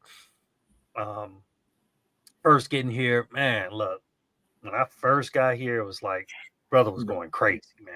Bro, that first month was just wicked. You know what I'm saying? I ain't gonna even hold you, man. I was like, dude, this is crazy. I ain't never seen. And I, you know, being a military guy, it takes a lot to impress me. But of course, I wasn't going to the countries where it was really about that life. You know what I mean? But when I got here, it's like I went through that stage, man, and then something. It's funny, bro. Something just clicked in me, and the only other business I've owned was I owned a single truck business, you know, where I was an owner operator. But other than that, man, I always had women, man, that I was married to that always said, "You didn't go to school for that. You don't know nothing about that. You can't do that." You know, I would come up with all these great ideas, but I always was married to dream killers. You know? Yeah, I know what that's like. The worst thing in the world, man, is when somebody tells you can't do something. You know what I'm saying? So I'm like, okay, but you talking about a person, man, like, and this is not trying to flex, but because to me it's dumb. Like I was that dude that was like, I had to have that brand new ride like every year. I'm trading shit upside down. You know what I'm saying? I'm like, okay, man, the C7 just came out. I gotta have that joint. You know what I'm saying? And I always made enough money, but I wasn't saving money. And yeah. And because I've been there. when I liquidated everything when I left the States, and I promised myself I would never go in debt again. And I was like, okay, how can you do this, man? And I just said, you know what? One brick at a time, bro. You know what I'm saying? That's what they do here. Most of the people here, like they talk about third world countries, but most of these people, their houses are paid for. They don't have no 30-year mortgages. Yeah, I've been hearing that about a lot of different countries. No safety programs, or it's not the same as in the States. No debt. No. Or at least not to the extent. I mean, yeah, it's bad in some ways because a lot of times the way they do it here is you have, you know, most people have a lot of kids. So it's like when you get old, your kids take care of you. When they get old, your grandkids take care of them. It's like a generational thing. Yeah, that was like the old person will always be taken care of. And honestly, if you think about it, that's kind of the way Black folks used to live, you know, back in the day. It was nothing uncommon to have a set of kids with their grandkids living with the parents. You know what I'm saying? So yeah, that's your in-house daycare too. Yeah. I mean, as long as they still up and moving around. And a lot of times, man, you know, if you think about it, the Vietnamese, the Koreans, like they know how to hustle, bro. They know how to live together. And, you know, honestly, like that's one of the concepts that I like. I'm like, we all stronger together. You know, why? You know, my thing is I always use this example, man. If somebody gave you like $5 million and they said, but you got to live on an island, Marcus, by yourself. What does that shit mean? You can have all the luxuries in the world. If you own that island by yourself, it means nothing. So I kind of look at it like one of the things that I saw was missing here was like a brotherhood. So that's what I've been trying to build. And that's why I was like, hey, come along, Miguel, man, I got you, bro. Cause I mean, we hit it off right from day one. You know what I'm saying? And it's like, I just realized, man, we own to something special. You know what I'm saying? Cause a lot of guys, they wasn't rocking with Colombia before, you know, whether it was just out of fear, whatever their reasons are. But now it's wide open, man. And it's wide open for business, because I think, honestly, this is just my opinion, but I think if you look up the numbers, it'll back it up. DR is more expensive than Colombia. Property DR has gotten too Americanized. You're right about that. It is expensive. So everything is more expensive. You know what I'm saying? Like the condos that they sell here for 40, 50,000, they're selling for 120, 130,000 over there. You know what I mean? Yeah, I've heard that for a long time. It's been a minute like that. Yeah.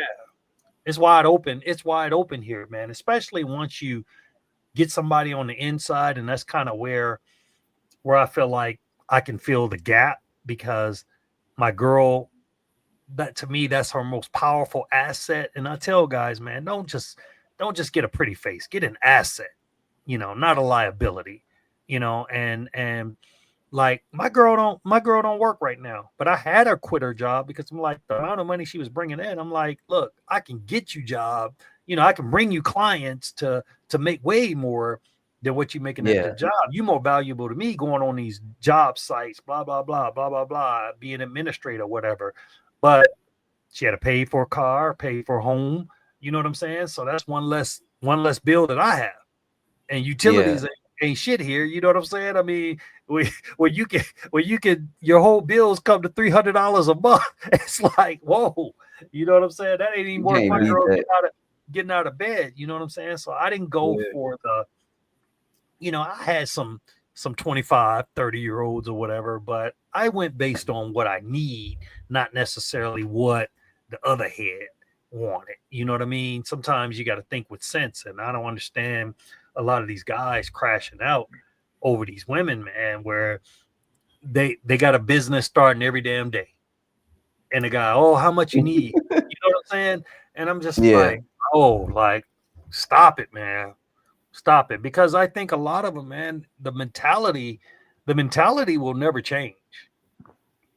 It will never change. But man, it's just like, it's almost like a light bulb click for me. And I'm like, man, this business stuff is pretty cool. You know what I'm saying? Like dealing with the locals, dealing with the engineers and everybody, man. So if anybody definitely ever want to buy property down here, I got a video coming out this week. And for you guys that aren't subscribed to my channel, it's Life of Unc J. And I actually got a place where I'm showing like all these lots, man, that's way like probably 30 minutes from Barranquilla. And they're selling them for like $10,000, but you can put horses out there, you can put whatever you want. It's like a finca. So there's definitely some opportunities out there, man. There's a lot of raw land that's on the outside. Matter of fact, that's my goal. I told Miguel, I was like, man, I want to build a big house mansion out in the country, bro. We get some horses, some ATVs, and then when guys come in town, man, they just come out there and we just kick it, bro. You know, that's what's up, man. Y'all already laying the foundation, and that was a good decision with your lady. Like in terms, that was a mutually beneficial relationship. If I can, I want to give a shout out to Super Triz. I got 8 people on my end that's watching. Nice. Yeah, Super Triz. He one of the other OGs from the panel that I used to have back in the day. And he also a military veteran, and that brother is all over the world. Like he doing his thing too. So nice, man. Yeah, thanks for stopping by, Super Triz. Yeah, welcome, brother. Welcome. Hey, man, drop the link. Maybe he'll hop on for a second. You know, we always like meeting new brothers, man. Yeah. Hold on, let me drop the link. You know. Yeah, I'm gonna put the link in the chat. It's all about, man. I always look at it. If you fam with fam, you good. You know what I mean? Right. Yeah, give me a second here. Even though we don't really mess with them out over east, but it's all good. Nah, dang. All right.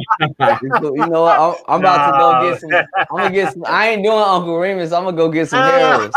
I'm gonna bring you some mouse sauce. I'm gonna bring you some Harold's chicken mouse sauce down to Cartagena. Don't hurt me like that, bro. Nah, I love me some Harold, bro. I don't know what what's that guy? What's the guy used to be? Wale. You talking about overrated? What you talking about, man? He had him some wings from Harold's. Yeah, it's all good, man. It's all good. You already dropped it? I'm dropping it right now. Yeah. Okay. Yeah, I've noticed that, like, even before the Navy, like, just traveling, I kept running into veteran brothers. Because I used to always be like, man, how y'all out here? They say, I'm out here for 3 months. I live out here. And I'm like scratching my head. I got to be at work in 2 days. I'm sad. I got to leave. How y'all doing this? I mean, if you think about this, Marcus, right? The unions are pretty much dead now. You know, I mean, pretty much nationwide. Like, you got a couple spots like New York and some other spots where the unions are still kind of strong or whatever. But for the most part, most of the world, man, they're not getting pensions anymore. So most of the only people that's actually getting, you know, pensions is the military now. Yeah, still doing or pensions. the other people or government that retired, they have to wait till they get so old. I mean, like it used to be, I wouldn't do it now, but a lot of people were retiring off Social Security. Now, you could retire off just Social Security in one of these countries, but you're really gonna have to budget. Like, you can't be on that wilding out type of deal. Yeah. And most of the couples that come down here on Social Security is usually couples. So you figure if they're both getting $2,000 a piece, that's $4,000. But a lot of, you know, what's killing me is that the other side of your question, a lot of guys, man, and I hate this, bro, but I'm seeing guys down here that straight crashing out, man. I'm talking like they've been down here 4, 5, 6 years, bro. Ain't own nothing, you know. Oh yeah, they still in vacation mode. Gambling every day, still messing around with 304s, you know, and that's their prerogative, you know. I don't hate, but I would think that eventually, like, you would want something a little meaningful, you know. Maybe it's cool for a while, but I feel like if you live in a place, if I can get it for the free ball, why would I mean, it's still not free, but you know what I mean. At least not paying directly. I still don't. To me, it's the next step up. Yeah, exactly. Because to be honest with you, like, you know, in the States it may be the same because of how much it costs to take somebody out, but you can take a girl out here for $20, bro. You can literally have a $20 date, bro. I'm glad you've been where you at, because like it's bad up here, man. It's bad. Yeah, you can have a great time, bro. Hey, I used to be on that Plenty of Fish, man, back in my single days. And before I hopped on this with y'all, I was looking at King Rich's. He going live right now. He doing like the pop the balloon thing.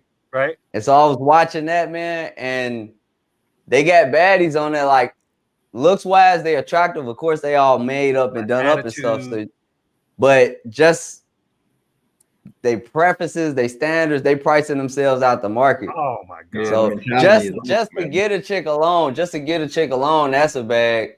To maintain one, that's a bag, and it ain't guaranteed. It ain't guaranteed. So like, I'm not saying it's impossible. I'm just I'm seeing the direction. It's bad, man. It's bad. If you do decide to give up the single life, bro, cop you something overseas, and preferably leave her there. Look, leave her there. That's what I said. I'm just have 2 homes. Look, have your home in Colombia. Hint, you know, and just you know, work your ass off. And then, like, every 3 months, come visit your girl and your family. Uncle Jay will look out for your kid down here, man. You gave us the blueprint, man. I appreciate you because what you did, it was like perfect, and it makes so much sense. But I think like you said earlier, brothers come to these different places with the same mentality, and they either get stuck in that feedback loop of chasing mangoes, or they don't know how to interact with the regular women. I mean, I think I'm still trying to figure that out myself, but I got regular friends. It's more valuable spending time with them and learning with them than to be chasing the mangoes. Like, and look, he's not lying. I mean, even when we were on the boat, you know, Marcus didn't even invite anybody to the boat. He just, and you know what? Now, like when I go out on the boats, I'm like, man, I got to feed this chick. I got to nah, fuck that. I'm not paying nobody to hang out with me. You know what I mean? Like, I do it if I've known him for a while, but no, if it's a pay for play, I just keep them on WhatsApp. Like I'll holler at you when I get off the boat. Yeah, that's a breaking case of emergency type of thing. Because I mean, what if I meet somebody else? Because you know we down there, and that was my first time in Cartagena. I'm doing all this. I had some fun, but for me it was the same thing. To do, man, like we're gonna what was that, Friday? So Saturday we're gonna actually go to the beach earlier that day.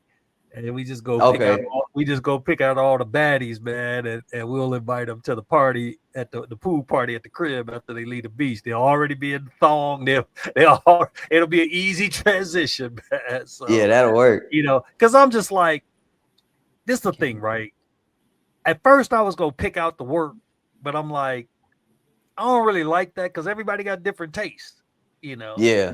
So it's like, you know, of course, I'm going to have some fill-ins or whatever, you know, and they're going to be baddies. But for the most part, I'd rather the majority of them, the guys, pick them out because, like I said, some people like chocolate, some people like vanilla, some people like a little swirl, whatever. Some people like the Afro curly, you know, and it's about you guys' experience, not mine. You know what I mean? Because I want you guys to have a good time. You know, I don't want to pick no 4'10" chick and Marcus won't 6 foot. You know, when he 5'5", I don't discriminate. I go off the personality. I just, you know, I take the top down. Marcus love them trees, bro. He love climbing them trees, but he get. So, like, I will say this: look, he don't go crazy no more. But when he do go, he go for the baddie, man. I'm like, ooh, Lord. But that's what you're supposed to do, though. Like that's that one that was on the jet ski. I was like, I think I would say that she was the baddest in the club that night. You know, and yeah, she was nice. Her birthday present was, whew, man, Jesus. Yeah, that's what you're supposed to do, though, man. Like we. And look, she was bad. I end up blocking her. I blocked her off of everything. Yeah, man. You know, I even told you, look, this time, bro, don't be switching no Instagram. Like, unless you go be friends with them or whatever, but them chicks be using that shit, man, to be nosy. Just keep them on WhatsApp. Yeah. Mm-hmm. Yeah. Lonnie, you got a comment from Lonnie. He say they'll be outside living life. The women, hold on, let me read it on the phone. The women in Latin America have seemed to be aware of their surroundings. Yeah. God bless. Yeah, they absolutely know, like, especially the ones who be out there on the beach, the ones who, you know, in the club and even the ones and even the regular girls, man. Like if like for instance, if you just coming down here and you think a lot of guys come down here and they have this mindset that they want a relationship, but they only down here for the weekend. You know what I mean? And it's like, yeah. Like, and like you don't know these chicks, bro. Like, man, you don't know how many. The favorite question is, what you know about her, and they'll send me a picture. And bro, I'll be having to break hearts, man. I'm like, she on the scene. Oh man, well, bro, where'd you meet her at? And then he'll show me pictures or whatever. I'm like, you don't see her on that balcony. You don't know what the balcony means. You don't know what the boat means. You don't know what that picture with the butt showing, you know, from the back. Like, come on, bro. Yeah, ain't no respect for chick doing all that. I got a taste of that in your group when you had the group going on. Brothers was getting their feelings hurt in that group, man. Because you see my little chick, you see how we do it, and somebody was like, Bust I know her. Yeah, I got pictures of. Oh, you mean this girl? You mean this girl? Like you mean? Hey, look, Yeah, that's why, bro. I was was so glad to shut that group down. I'm like, nah, man, this is crazy. Because honestly, I thought that maybe I don't know, maybe I'm cut from a different cloth, but it's like I still believe in bros over, the other. Yeah. And I don't give a damn what that 304 told me. I'm not picking her over my dudes. You know what I'm saying? But these dudes was getting wicked with it, man. Hey, screen shooting shit, send it right back to the cheek or whatever. Like, bro, you think if you stop this, you think she gonna stop doing what she do? Like, why not get upset with the chick and just leave her alone? Somebody exposed her. Yeah. Nope. These dudes I'm telling you, these dudes softer than Charmin, bro. Like the girls do the same thing. I'm sure I got pictures floating around. It's the girls, they talk to each other. They be like, they got a group, man. Yeah. Matter of fact, one of my boys was like, because the girl asked him, she saw me and she was like, I didn't know you was a passport brother or whatever, and she pointed because you hang out with him, right? He the one that be putting our pictures all on the internet, and he was like, what are you talking about? That man don't have no group. So he showed her the new group where we don't have nothing bad on it. What are you talking about? That group is owned by some dude in the Dominican Republic or whatever. He don't own that, you know what I'm saying? But somebody screenshot my picture and sent it, say, yeah, he the one doing all this. It's like, bro, I don't even know that chick. I mean, if I post something, then I'm responsible for that, but I can't be responsible for what other dudes post. But yeah, them dudes be all up in their feelings, man. Yo, I was relax, man. That group was going crazy, man. That shit. It's funny because and I'm not talking about Ronan. I'm talking about some other groups or whatever. It's been some that tried to repeat it, but it just did. It ain't hit like that first time, man. Because that was like something new, something fresh. Yeah, that was fresh. They hadn't really seen them Colombian chicks bust down like that, but bro, them dudes was busting down in 1080 HD. It was crazy. It was wild. 4K. That Telegram group was off the chain. Relax Night say, that group was going crazy every day, like 100 messages a day. Yeah. 100 I messages. couldn't even keep up with the messages. Man, before noon, it was what? Man, it was wild. It was wild up in there. And Chris said you should make guys in there 2 o'clock in the morning talking, 3 o'clock in the morning talking. Yeah. Chris said you should make a show called Monger's Gone Wild. Oh God! And you know what's funny, right? It would go crazy. It would go crazy, but the bad thing about it is that this is the thing. At least Colombia, you can't even think about doing something like that unless you're faceless. Because right. Because they actually ask you on your like visa application, do you have any social media? Nope. Because they will look your stuff up, man, and if they don't like what they seeing, bro, they getting you up out of here or put your ass in jail or throw some charges on you. So it's not. The funny thing is that I've learned the big guys like Ace, certain, passport heavy, certain guys that's got over 100,000, and I even noticed like even Zoe, he, guys are starting to get away from that, bro. Like they did what they had to do to get it popping. You know what I'm saying? To get the reputation out there, but it's almost like it's playing out a little bit. I'm tired of us only being associated with the mongering, you know what I'm saying? Like that's cool, and it's cool amongst us, but as far as other people, we need to give them also the other side of us traveling. And the business aspect, they, like I said, bro, they really think, or do y'all think that they really think that we dusty and broke, or you think that they tell themselves that to make them feel better about all these good men having other options? In the States, I think both. I can't speak for the other countries, but here, it's both, which really don't even make sense because like both can't be true at the same time. if you flying in and out the country all the time, like that's not cheap. You know what I'm saying? That's not broke. You might be dusty, but it definitely ain't broke.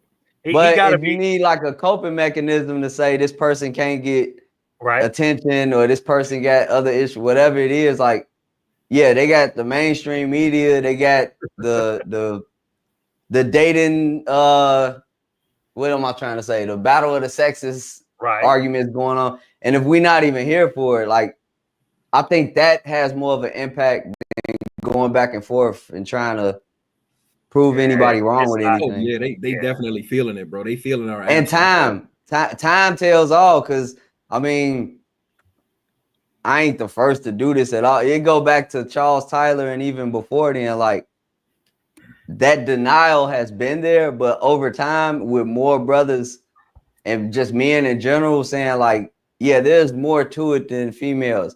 I'm seeing people go travel for health reasons, people traveling for affordability, like all the inflation that's going on here, like the receipts are there, and over time we're seeing who's on top, so to speak. We seeing who making progress and who not. Yeah, that is true. That is true. Yeah. So like one of the things, oh my bad, go ahead, Miguel. I was gonna say I see you know, on different YouTube channels, man, a lot of women out here just crying because dudes not showing up to their singles event. You know what I'm saying? TikTok, I'm working on a video with that now with TikTok responses, because this is what all of the women in the Western countries or the postmodernist countries, they all on Seeking, which tells you they all looking for sugar daddies. I'm on Seeking just to see who on Seeking. They all doing that, and they all on TikTok complaining about men. Wow. So I'm telling brothers here, I'm like, especially if you're doing that dating app stuff, Skylar Darun was the first person I heard speaking on this, and people clowned him for it, but he was right. If you matching with any female in the States, you need to see if she on Seeking. That's like the Carfax for dating right now. Wow. Because if you matching with a chick, check the sugar baby websites, they may be on there. And if they on there, y'all gonna see each other. And it's weird because like I've matched with chicks that don't talk to me on the dating apps, but they'll be the same ones messaging me on Seeking. I'm like, you ain't realize I'm the same person. Like I'm the person you ain't respond to. They don't, because Seeking is more like pay to play and looking for some type of sugar daddy. So they looking for some type of money. And I ain't saying everybody's struggling, but it says something that they'll respond quicker trying to find somebody to fund their lifestyle instead of a mutual attraction. Dude's tired of picking up the bill. The game is out there. It's all out there. It's out there. And then we're realizing like, wait a minute, what do I need her for? And all that happy wife, happy life, that's just some bullshit. You know what I'm saying? Like all these holidays are geared toward women, not us. And consumption, and we gotta get smarter, man. We gotta make better choices in life. You know, I see my man, what's his name, Fat Boy on a diet. He must be from the crib, bro. You thought, man, I ain't heard JJ's in a long time. Oh my God, man. I love bring us some JJ's fish. Oh my God, man. Yeah, that's at the crib. You know what? No, I mean, and I still eat at those places, not often, but that's like my little ritual whenever I get back to Chicago. But none of the food I was showing in that video compares to that. Wherever you was eating that fish on the beach, that looked good. That looked good. I was like, so I was trolling. I was like, man, you could have ate Uncle Remus. Nah, I want to go to the spot you was at, because that whole everything y'all had on the menu looked good. You know what's funny? I never, like, we're used to catfish, you know, filleted, you know, whatever. Tilapia. Get it chopped up, tilapia, whatever. That man-made fish, you know. But dude, I don't know why, but the whole fish, when it's cooked like that, it just tastes cleaner. It's fresh. It's never been frozen. I'm like, man, I love this place, bro. Like, it's just unimaginable, man. And now I'm getting ready to get on. Like today was today was my first day getting back on my health kick. You know, I'm like, okay, now it's time. You know, I don't know why, man. I'm just on this thing where I'm just trying to be the best version of me. You know what I'm saying? Like, you got one life, you know, and I feel like if you're going to do something, try to, you know, men need to worry about self-care. Men need to worry, like, just because you're in a third world country, don't think these women don't look. Like, my girl be looking at me because, like, for instance, she's kind of used to she never dated an American before. So she's used to how, like, the Colombians dress. Like, those guys, they're always going to wear pants to events or closed-toed shoes and this and that or whatever, you know. And I'd be like, you know, I try to be a little bit like I used to do the suited and booted thing, but now, bro, that shit is overrated to me. If I do show up at a funeral, I'm wearing jeans and man, I'm not going through all that, bro. Like, that's just unnecessary, you know. They'll be but you know, if you think about it, even in the States, the rich people, bro, they don't wear it on their body. They really don't. I be looking for Colombian brands, man, because I'm like, wait a minute, it's just as good a quality. It's just nobody knows the name of it. Who gives a damn, you know? Yeah, I use it as a flex now. Like this shirt I got on now, I got from the DR. No, right. I got from Colombia. I got from that mall. Okay, I don't know what. I have no idea. I got it from that mall when we going to get the coffee. Yeah. So I mean, I'll just somebody asked me what is that, like, you know, I'm talking about here, right? Expecting it to be some Balenciaga. So I'm like, no, I got this from Colombia. I got it from Thailand. We've all made stupid purchases, you know what I'm saying? And like I tell people, man, when a guy say, man, I wish I could travel. Well, give up that scat pack. Nobody give a damn about no damn scat pack. You know what I mean?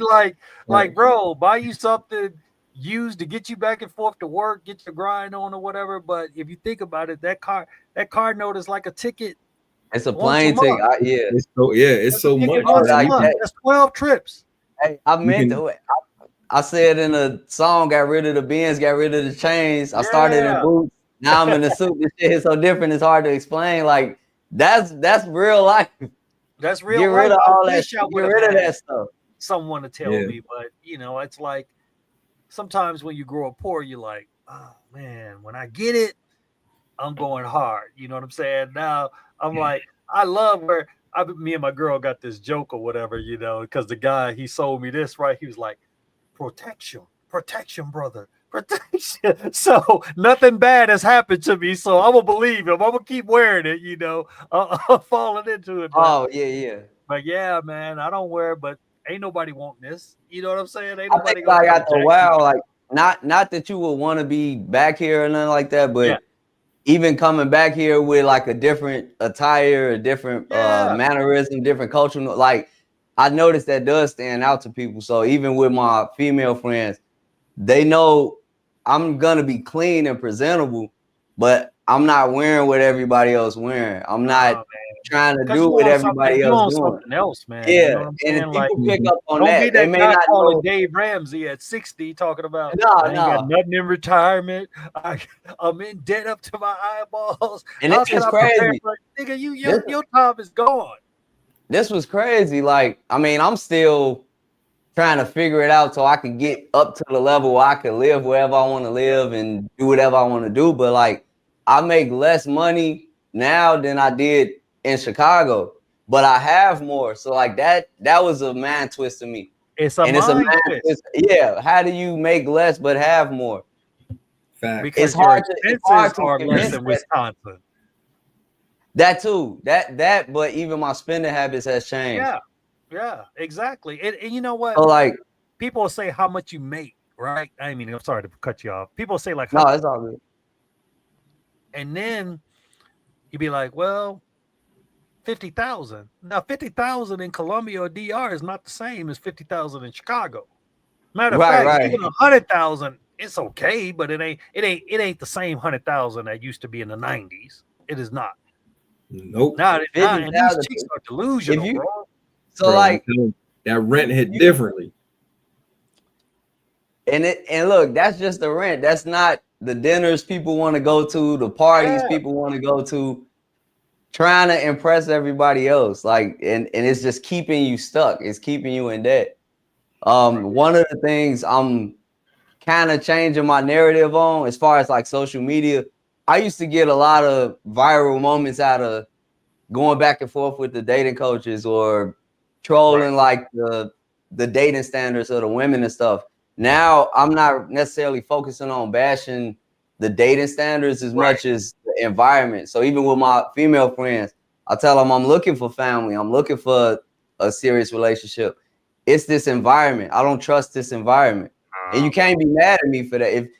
If you want that to change, you gotta wait on that environment to change. I'm not waiting on that. So I would rather it's set up for you to fail, bro. Yeah. It's if you think about it, it's really set up, man. The writing is on the wall, is right there. Learn from not just men, everybody getting played. Yep. I mean, it's more conducive for us to like you look at back in the day when you know, when we had more of our black women in the homes with us, you know what I'm saying? When we had, you know, the family, the nuclear family set up. And then I think it was what was like World War II, when the women had to go out to the factories because the men, you know, a lot of the men was out fighting in the war, you know what I'm saying? And then that's when the government realized like, oh, well, damn, we can have these women out here. Here's a whole nother tax. You know, this is another way to get income tax. Because now we living no better today than they was back then off that $2 an hour for the whole family. Yeah. No, you just took the kids. You just took the parents away from the kids because before, back in like my grandfather days, he could take care of his family. He could take care of his side chick, had other kids on the side, and everybody still ate. You know what I'm saying? Now, bro, you can't afford that. You will be homeless. So now everybody up here is like fur parents, cats and dogs and stuff. It's crazy, man. It is crazy, bro. Like I tried to live back at the crib like a few different times, bro. And when I was single, man, I went on some horrible dates, man. Just terrible, bro. I mean, like this one chick, she was a weed head, and I wasn't smoking back then because I was still working. But that's all she wanted to do, bro. She was just out of it all the time. Bad. But she was 40-something, a dog, you know. And usually to me, like when a woman get that little dog, man, that's the curse right there. That's especially like a dog and a cat. Oh, it's over. It's over. Once they get a cat, that they're gonna die alone. Yeah. Oh, my mom, she has, I mean, damn near all the women in my family got them little dogs, but she got a funny rant. I'm telling her this needs to be on the internet. Right? She's saying like, why do we own stuff we can't eat or consume from? Because if you got chickens, then at least you got eggs. If you got a cow, if you got the space for it, then you got some milk. It makes you can't get nothing. You can't get nothing out of a cat or a dog. You know what I'm saying? Maybe some protection. Maybe they bark and let you know somebody at the door. But any chick that's like a cat or a dog, mom, if the dog is not useful for anything, you ain't going hunting with this motherfucker. Excuse me, I don't know if I can. You ain't going hunting with big dog. At least they can protect me if I got something big. But a little bitty dog, a pig. Then the dog get cancer, and they talk about doing chemo and treatment. Now the dog. Back in my grandparents' day, bro. 3 of us went out there, and only 2 of us came back. That was the cancer treatment. You know what I'm saying? And now they act like you inhumane if you go and you shoot a dog and put him down, you know, to keep it from suffering. Like I'm not. Some of these people having funerals for their pets, and it's just ridiculous, man. It's crazy, you know? Man. I be having fun with it. I mean, because you know they be serious about their pets. So I had a coworker showing me dogs, and you don't have a dog? Why you don't have a dog? I said I want some chickens. You want some chickens? Like yeah, but that'll be later. Like when I got time, when I'm not at home like that. So like, why would I need them now, bro? But yeah, I would do it. I would do it here when I give me some property out in the country, because I can remember like me and my cousins, we would go down south for the summers. And we would all be out there, man, and we had to work. And I was like, how the hell? It would literally be like 15 of us. And we would all be on pallets and shit on the fucking floor, no air conditioners, hot in the mug. And I'm just like, man, this is cool. But I love that life actually more than I love the northern life. You know what I mean? I love the horses, the cows, the chickens. And I'm like, this is pretty cool. But I didn't even realize the power of that cow and the chicken. And you can live off until I got older, because I was like, man, we ate a lot of eggs, but the chickens were laying eggs every day. So we had breakfast every morning. Yeah, they lay the eggs, they take the leftovers. You know what they eating. It ain't, you don't know what they coming from with the store with the hormones and all that. They were about 100-pound sacks of rice. Like, we ate rice with everything, man. So that taught me, like, when I've hit rough patches in my life, I'm like, let me see. I got $50 to last till payday. Man, I go out and buy me a whole bunch of beans. I make a big pot of spaghetti. I eat rice with every meal. So for like $15, man, I know how to make that shit stretch, man. My mom taught me that. So, and the good thing about it is that I love about my girl now, man, like, that's the best thing that my maid knows. My maid knows how to cook, like, on a budget, because she's poor.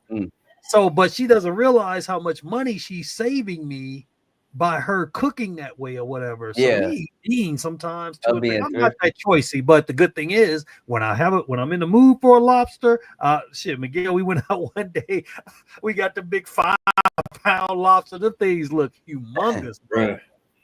For the low. Gargantuan, bro, like lobsters. Yeah, it's called Barsuta. So anybody, Yo Barsuta, if you ever come to town, man, want to check that out, definitely hit me up. But yeah, it's a lot of hidden gems out here, man. Like I went to the store, like I know how to go to the markets now and get the shit like straight off the boat, bro. They be bringing me like one of my neighbors, she gets it fresh off the boat, and she sell me like 4 to 6 kilos, bro, for like less than $10. Kilos of shrimp. See, so I'm like taking advantage of, but that's why I like staying out in the barrio versus staying in the tourist area, because you can't get that kind of stuff, and the grocery stores are actually more expensive because they want to pretend like they got Whole Foods, but that shit is more organic out here on the streets because they just picked them like that day. So it's a lot of good things. I think that's like the whole misconception of so-called third world countries.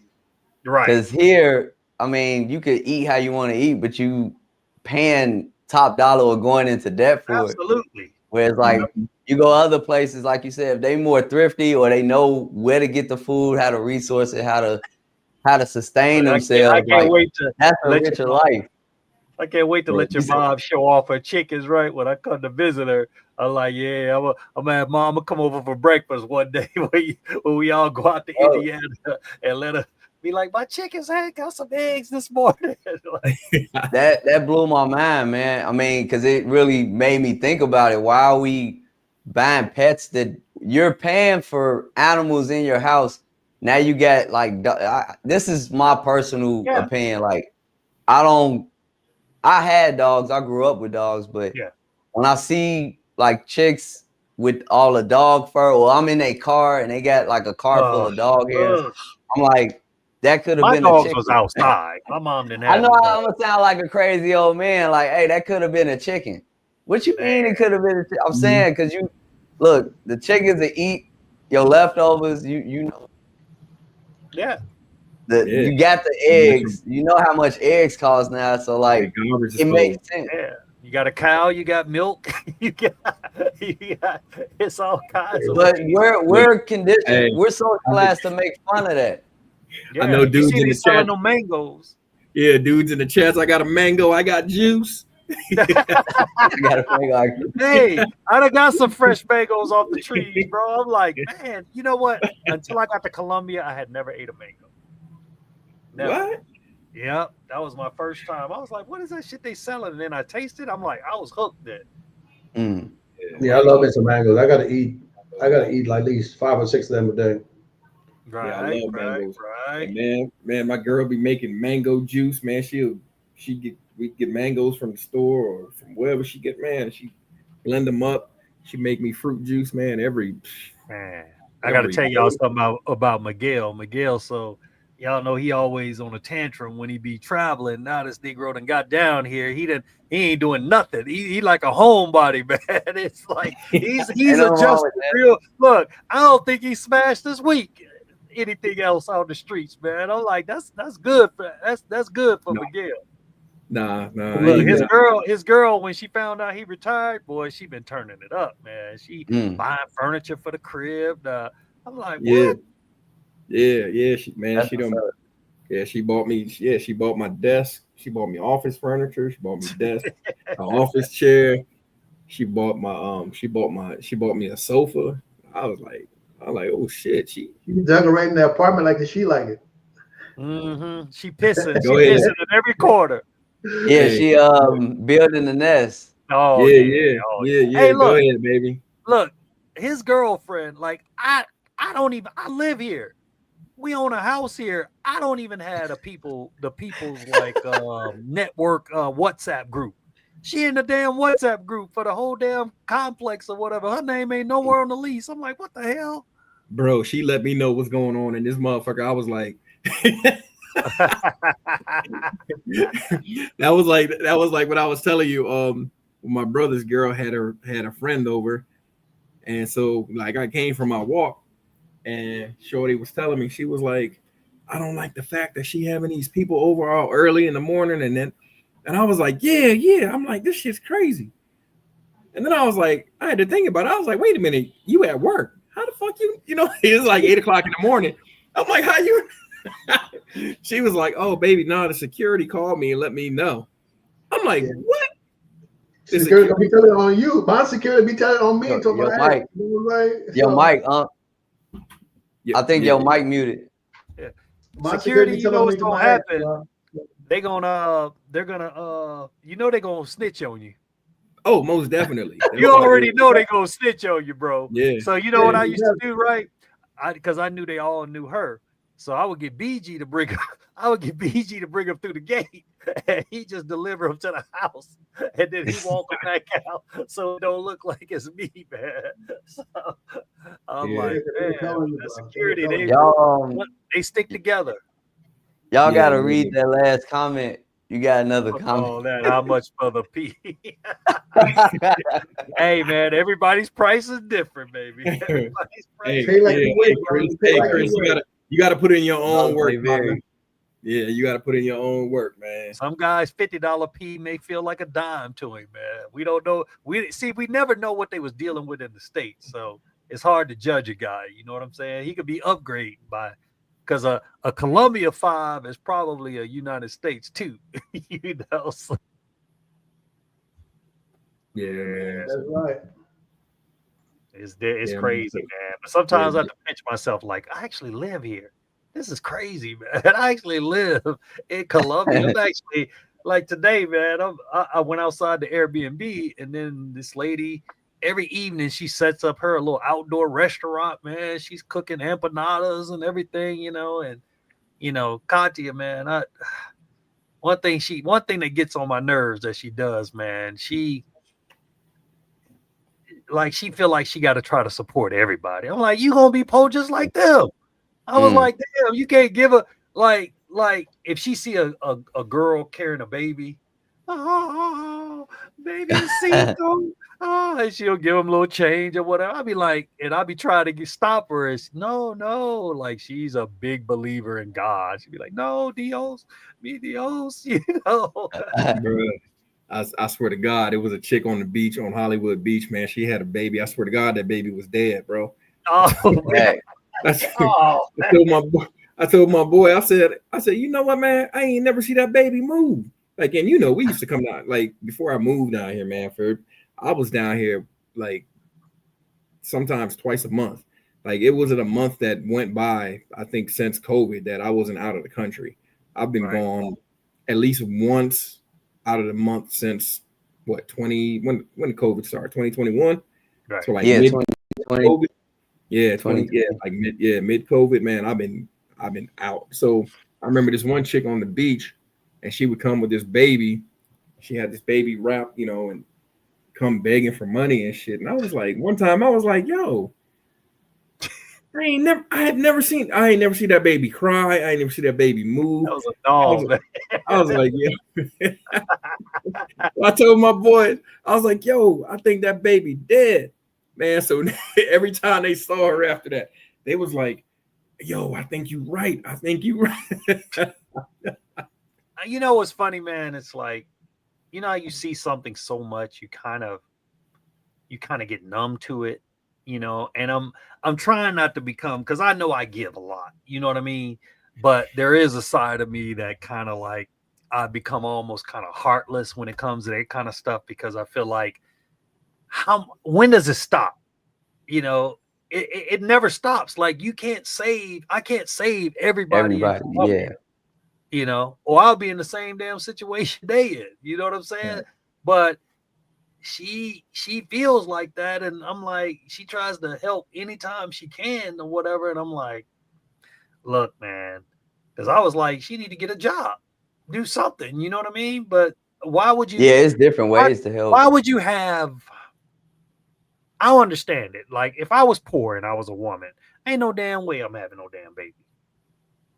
And have to depend on somebody else to take care of it. You know what I mean? Like that doesn't make sense to me. Like, keep having babies, especially like, okay, in the United States, the government has given women an incentive to have babies before. Well, they're changing it now, but before it was like, okay, every time a girl had a baby, she got a raise. So there was no incentive to really stop. You know what I mean? Right. But think about it. If you say, look, you had a baby, you just gonna starve. I bet you'll quit having those babies. You're on your own. Like, yeah, that's what I mean by environment. Yeah. It makes a difference getting out of your environment, man. You know, like I think that like now the passport bros, man, and just travelers, bro, we just being exposed to something new, and it's not all negative. They try to make it out of a negative thing, but look how many guys, you know, Flip Flop, you got Cordell, you got Ronan, you got guys that's legitimate businessmen, you know, out here doing it. You know, Bo Rakes, I think he dealing with property and Airbnbs now. I mean, it's a lot of guys out here hustling, man. Restaurant owners, you know, you got Ernest that own Vibes here in Cartagena. I think he has one in Medellin now. So we out here doing our thing, you know what I'm saying? But it's just easier to navigate things here versus back at home. You know, the rent. Yeah. A rent on the average place in Chicago, bro, you talking $10,000 a month. So that's 10 racks before you even make a profit. Here, bro, you can rent a place for like $300 a month. You know what I'm saying? And some less than that, because all they need is a tin roof and some cold beer. That's it. And they don't even have to. They don't even have, bro. They don't even have a. You don't even have to have a liquor license. Yeah, I was just about to say that. That's the other thing. Yeah, it's more red tape. Yeah. And the permits and shit, that's easier. You know, like the shit that I'm doing, I know damn well it wouldn't get approved in the States, in no neighborhood. It ain't happening. They'll be like, no, you can't do that, bro. You can't dare make your own paradise in here with these other homes. But we got to start. All right, zoning laws and all that stuff. Yeah, we got to start thinking smarter, man. Especially you young guys, man. Learn from Monk, man. Look, marriage is overrated. Don't do it. Like if you're just a person to me that believes in God or whatever, Buddha, whoever, and you feel like you need to do a religious ceremony, that's cool. But as far as like putting you on that man's paperwork, don't do it. Don't get on that man's paperwork. And if like that's the part that I've been speaking out to, Yeah. And if you hard headed and absolutely must do it, man, come to the show, bro. Come get you a Colombiana. Come go to the DR. Get you anywhere but in the United States. Anywhere, man. Go to Africa. Go like they like to complain. The women like to complain a lot, especially the black. You don't like to deal with sisters, man. Well, go back to the root. Go back to Africa. Go somewhere. Anything but anywhere in the United States, bro. Because that's a bad deal. And marriage here in the I'm saying here, like I'm still there. Marriage in the United States is definitely, it's the worst business contract, because that's what it is. It is a business contract. Fuck all that love. Fuck all that. It's not. It is a business contract. What other establishment can you go into, and then when you leave, you can still receive benefits from that establishment? For instance, you go to a restaurant. Oh, I bought steak here on Tuesday. Now it's Friday. Oh, since I got steak here on Tuesday, I can get a steak here on Friday and not pay for it. Man, get the fuck up out of here, bro. When you get divorced, man.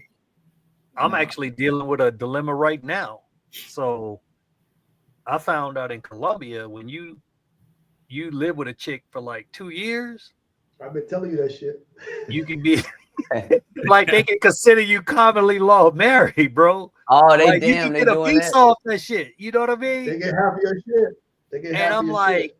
I'm like, okay, yeah. See, we need to know these things. I may have to get me a spot, before that 2 years. Yeah. Separado, man. What you need to do, you need to go to a lawyer and have them write you a document. You say you were single before you start doing your spot. Right. So you get a document you sign that say you're single before you start building whatever you're building. So when that time comes, you're like, yo, hey, I got this legal document now. We're single. And you know what? She's never given me a reason, but bro, I got trust issues now, man. I got trust issues, bro, because I done had a bunch of good ones starting off, and then it ends up something else. But man, welcome to the show, Triz. Yo, what up, Super Triz? What's up, What's good, bro? What's up, man? Yeah, I just jumped on because I saw my man MAB. Yes, sir. And me and him, we go back a couple years now. Yes, sir. YouTube. You know, he was one of the founding fathers too of the brotherhood. No, I was just a little brother. Man, hey, it's good to see you. Yeah. Yeah. Well, we had a lot of conversations. Some of the conversations we had offline, and this dates back to, we talking the Google Hangout days. Guys like Yes Jonas, you mentioned Charles Howard, Bitcoin Brian. These are some of the guys that I used to wrap it up with. You know what I'm saying? And matter of fact, Bitcoin Brian, he got some property in Colombia. He got a little strip mall out there and some rental properties and stuff like that. Okay. So it is a lot of guys that's doing it. And you mentioned a good point when you said, a lot of times, you'll get pushback with you must hate Black women, you must hate your mother, things like that. And really these arguments, they really don't have any basis in reality whatsoever, because if you're really trying to advocate for Black men to stay where they're at, you shouldn't really castigate their choices. What you should be trying to do is trying to illuminate why you're the best option. But there's never an argument for that. I never hear that from women saying, well, you should stay here and these are the reasons why, and then actually lay out a sound argument why we should stay here. Now, for me, I'm here because, I got things set up great here in the United States. It works well for me. I like to be able to travel back and forth. You understand what I'm saying? But like my base operations is right here. Right. And I think that men should actually travel and try to figure out what works for them. I don't try to push off my, the way I move on other people. I can give you the game and say, this is how I'm doing, this is what I'm doing, this is why this works for me. But everybody got to find their own lane. For some people, it's best to just get up and go. I don't know if you guys are familiar with a guy named Sunshine Shoulders. He's based in the Philippines. Yeah. I was just watching right now. Yeah, he might have just left, but yeah. No, he made a powerful post. It's like one of the top 5 on YouTube that I've seen. Wow. And it's based on him when he first came back. He just recently came back to the United States. And I think he went back to the Philippines already. Yeah, came back to the United States, and he realized, what he had left behind. And, for him, especially being a man of a certain age, and he already has, a foundation here, he has grandkids and things like that, he can't just stay in the Philippines. He has to be able to come back and forth. So you got to get your finances in order to be able to do something like that. Right. A lot of people don't really think about, what if you got to come back? God bless the dead Charles Tyler. He had some health issues, you know what I'm saying? And I don't know what I don't want to get into, whether or not he can come back or not. But that's just something to put on your mind. Like, okay, make sure you're in a financial position. And I think it's important to have the conversations early because, when you get to a certain age, you may not be able to pivot financially to be able to put yourself in a position to go back and forth.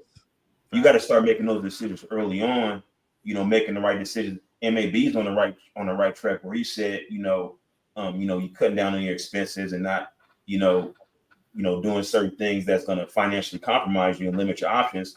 For me, I like to ball out, wherever I'm at. So it's a little bit different for me.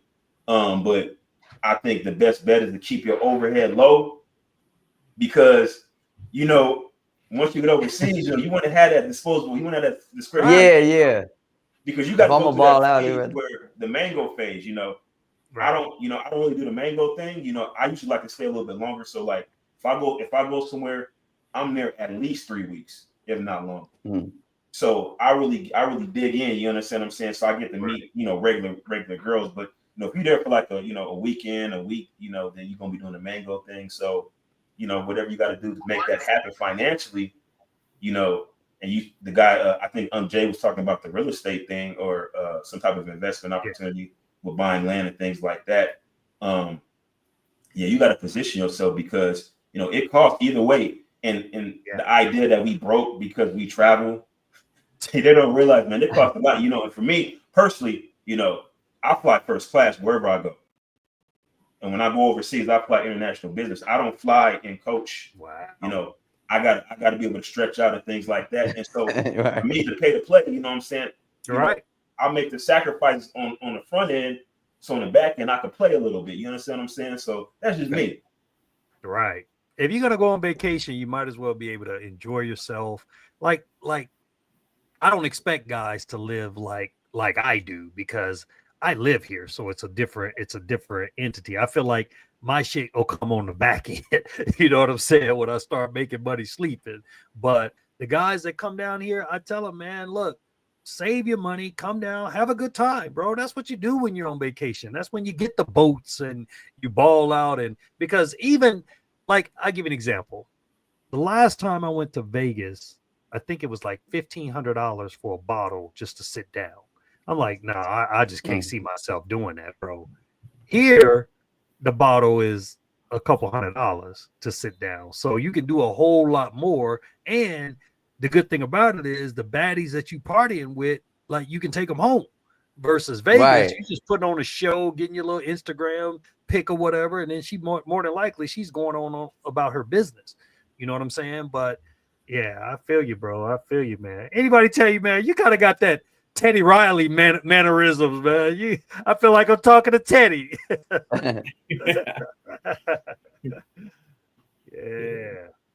Yeah, Super Tree has been like a big OG in the game to me, like a big brother. brought up Yates all Jonas. of y'all have like helped guide me through this military journey. Right. But like I said, and I can attest to that with Super Tree. Like he's one of many brothers that we haven't met in person, but when I just see the moves different brothers making, I used to do that. I'd be like, man, how y'all doing this? Because I'm driving trucks. I have to be back in the States at some point. And they was like, hey, if you're gonna do reserves, like do your time, and they walked me through different steps and I'm getting there. So I'm on the right path. I'm still figuring things out. But I couldn't do this without brothers that's been in my ear saying, no, you should move this way or you should look into that. So the networking. Now MAB, you ready for the next step pretty soon. Because now I'm 5 years in now. You 5 years in, are you eligible for the GI Bill? Yeah. Okay, so now what you want to do is you want to be able to secure a VA loan, and this is very sub-market specific, so I can't give you broad advice because I don't know where you're at. But you want to look at some type of income, passive. I wouldn't even say passive. Real estate is semi-passive. I don't care what anybody says. It's semi-passive. Even if you have a property manager, there's still some level of involvement. So I would say it's a semi-passive source of income. Yeah. But remember, the more active you are, you know, in that investment, the more return on investment you get, you know. So I would say try to look into the VA, the VA loan, get a low money down, because even though they say zero money down, you have to pay for the VA funding. The fee, yeah. So you look at a property, preferably something that cash flows, however that looks. You know, you don't want to look at something that you're paying for. Even after you get your rental income, there's still an amount of money that you have to contribute. And some people say, "Oh, well, the rent is gonna go up." You know, true in certain areas, but I say that just to err on the side of caution, get a property that's cash flowing day one. So that way you start having discretionary income. Because remember, when you go overseas, $300 go a long way. You know, $300 a month. And see what I'm saying? And even if you're still working, like say for instance, you're still working overseas, you may not be able to retire, but you'll have what I call a vacation extender, right? So you have money coming in. So now you can take a little bit longer vacation. Now you go from taking 2 weeks to 3 weeks. And it's a totally different experience being somewhere for 2 weeks versus being somewhere 3 weeks, right? 3 weeks, you start interacting with a different caliber of women because a lot of times I'm on the cusp of that now. Yeah, go ahead, talk about it. No, I'm on the cusp of that now. I mean, I got some friends in the DR, and going back to what we was talking about earlier, even that word travel, because I can't even play with the mangoes if I wanted to, because a lot of them, I didn't let them in my business. You got a Novia. I'm like, whoa, no, I got some friends. I don't live there. I don't have no girlfriend. But that word get around. But Unc Jay kind of laid that blueprint for me where he was like, you know, get somebody you cool with. If y'all can help each other out business-wise, you helping them out of their situation, they helping you in their country. So it could be like mutually beneficial. But like you said, Super Triz, that can't happen being a weekend warrior. That's not going to happen me just popping out for Memorial Day weekend. So I have, like, after this deployment being on the dwell time, I don't necessarily have to be back to work till later this summer. And even with that, I'm like, all right, let me do the vacation thing. That's already paid for. But while I had this free time, let me build back up the social media, try to come up with some passive income. But that's changed compared to what you're talking about. So like, I really got to do my homework on property, on other business ventures to where like I could be semi-involved. I'm still figuring it out, but you know, I see the light at the end of the tunnel. Like looking back at where I came from, came a long way from 73rd and Jeffrey, man. So, I can't complain. So just heads up to any vets in the chat, or you know, like just for you two, Marcus. So with the VA loan, you can get up to a quadplex.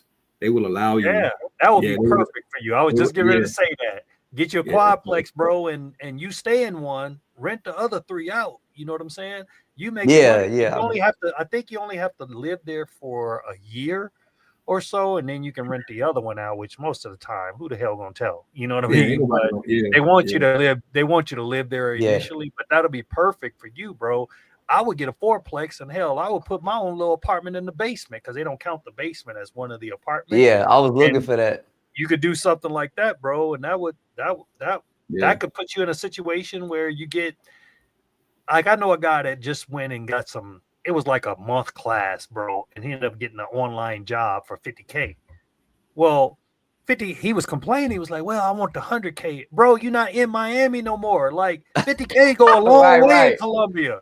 Dude, $50K remotely, you could be wherever you want to be. Dude, bro, like, and then like out in Thailand, you be media stuff because Trez, I was telling him, I was like, bro, you got something special, man. I love your delivery. I love how you like chop up and how you react to stuff. That's a gift. You know what I'm saying? Like, And I was like, you can't just let them gifts just go by. So I've been trying to encourage him to get back in the game. And thank God he came back out, man, put his first video out, even though he was responding to me, but he chopped it up real good. He made me proud.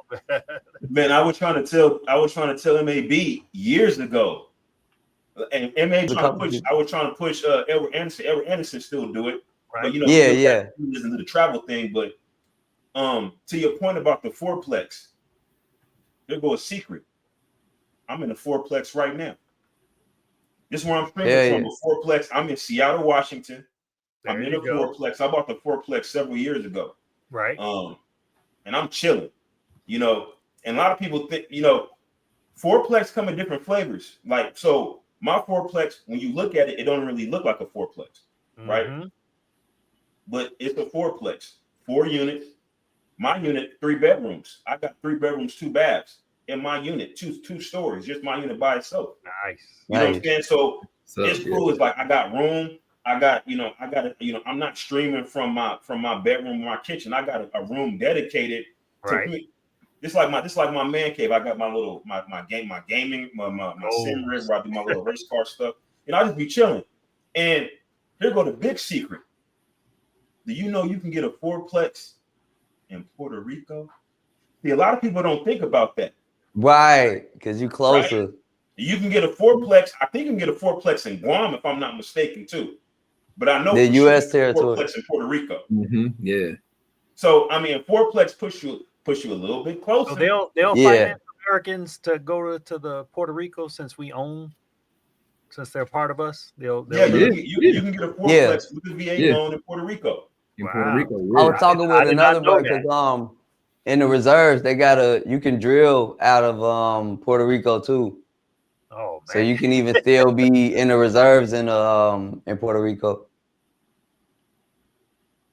Now, you think it's the cost of living why a lot of people don't go there? Because I don't really hear a lot of brothers. I mean, I know the chicks are fine, but I don't really hear of a lot of brothers like going there just to hang out. Usually it's like they with the girl or whatever. I mean, I haven't seen too many of them. Maybe it is, but maybe I just never looked it up. But I'm just curious about that. Yeah, but I think what's going on with Puerto Rico, I think they're still recovering from that hurricane. Like nobody, even though it may not be in the news a lot.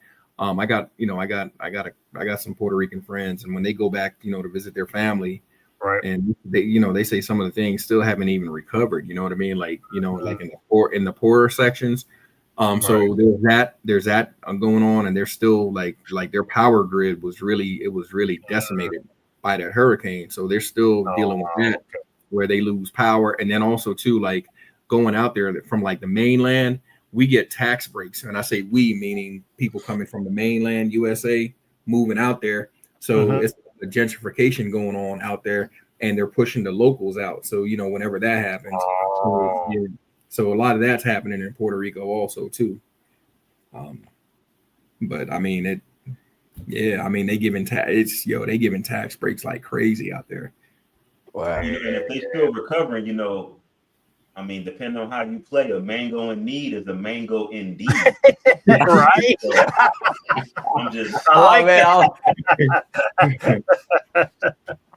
I'm still thinking about the real estate.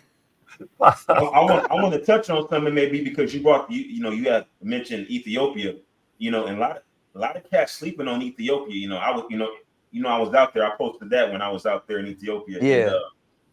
And what you don't realize is that, I'm in Seattle, so there's a lot of East Africans out here. So there's plenty of Ethiopians and Somalians out here. But when you go out there, people don't realize that there's actually several different ethnicities of, black melanated people.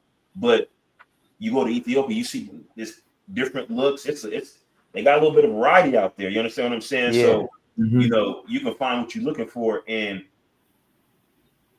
you really haven't seen a dime until you've seen an Ethiopian dime.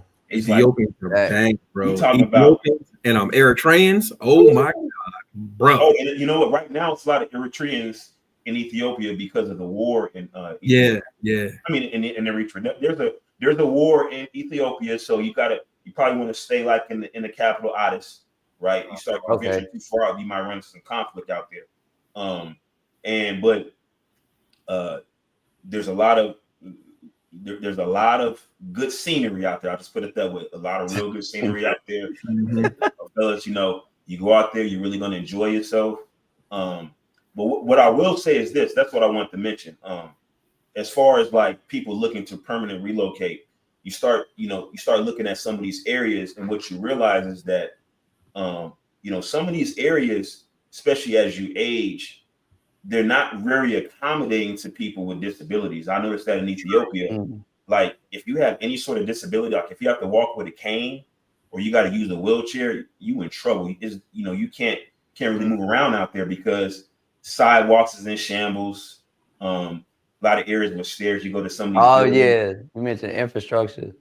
Elevator not working in the building. Like I went to several malls, elevator wasn't. I got to work out when I was out there.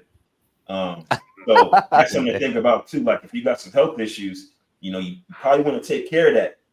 And if you're young, preserve yourself. Start thinking about in the future. You know what I'm saying? Like you're not eating right, you're not exercising, you're not taking care of yourself, getting rest. Doing dangerous stuff. Like I used to ride motorcycles. One motorcycle accident, you could forget Ethiopia. I'm just saying. Oh yeah. Mm-hmm. Oh yeah. Yeah, I could definitely. Hey, do you look back, Trez, and say like, man, I survived? Like sometimes you look at maybe some of the stuff you did when you were young on the bike. You're like, man, what the hell was I thinking about back then? I can say it now. I used to run from the police. I did too. I did too. We used to know that the police was at a certain spot when we would go like from Joliet over to Mike, I think you got muted again. Yeah, we would go by we would know that the police is out there. We would go by him like 180 miles an hour, man. And I was like, well, I used to have the damn booster wide open, bro. I had a booster too. Yeah. Yeah, so I'm like, I boost had a CR 1000, had a 6. In Colombia, that's all they have is them little bitty 200cc motorcycles, 100cc or whatever.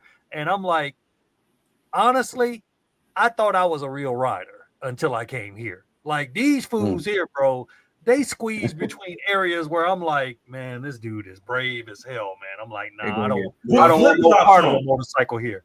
With flip-flops on, with people on the back. Yeah, 3 and 4 people on the bike. One guy was pulling a wheelbarrow, and he was behind the guy driving, and he had a wheelbarrow behind him. I'm like, this is crazy, man. This is crazy, they be making it happen. I'm like, what the hell? And the DR too. The motos, man. They wild, man. Yeah, that's crazy.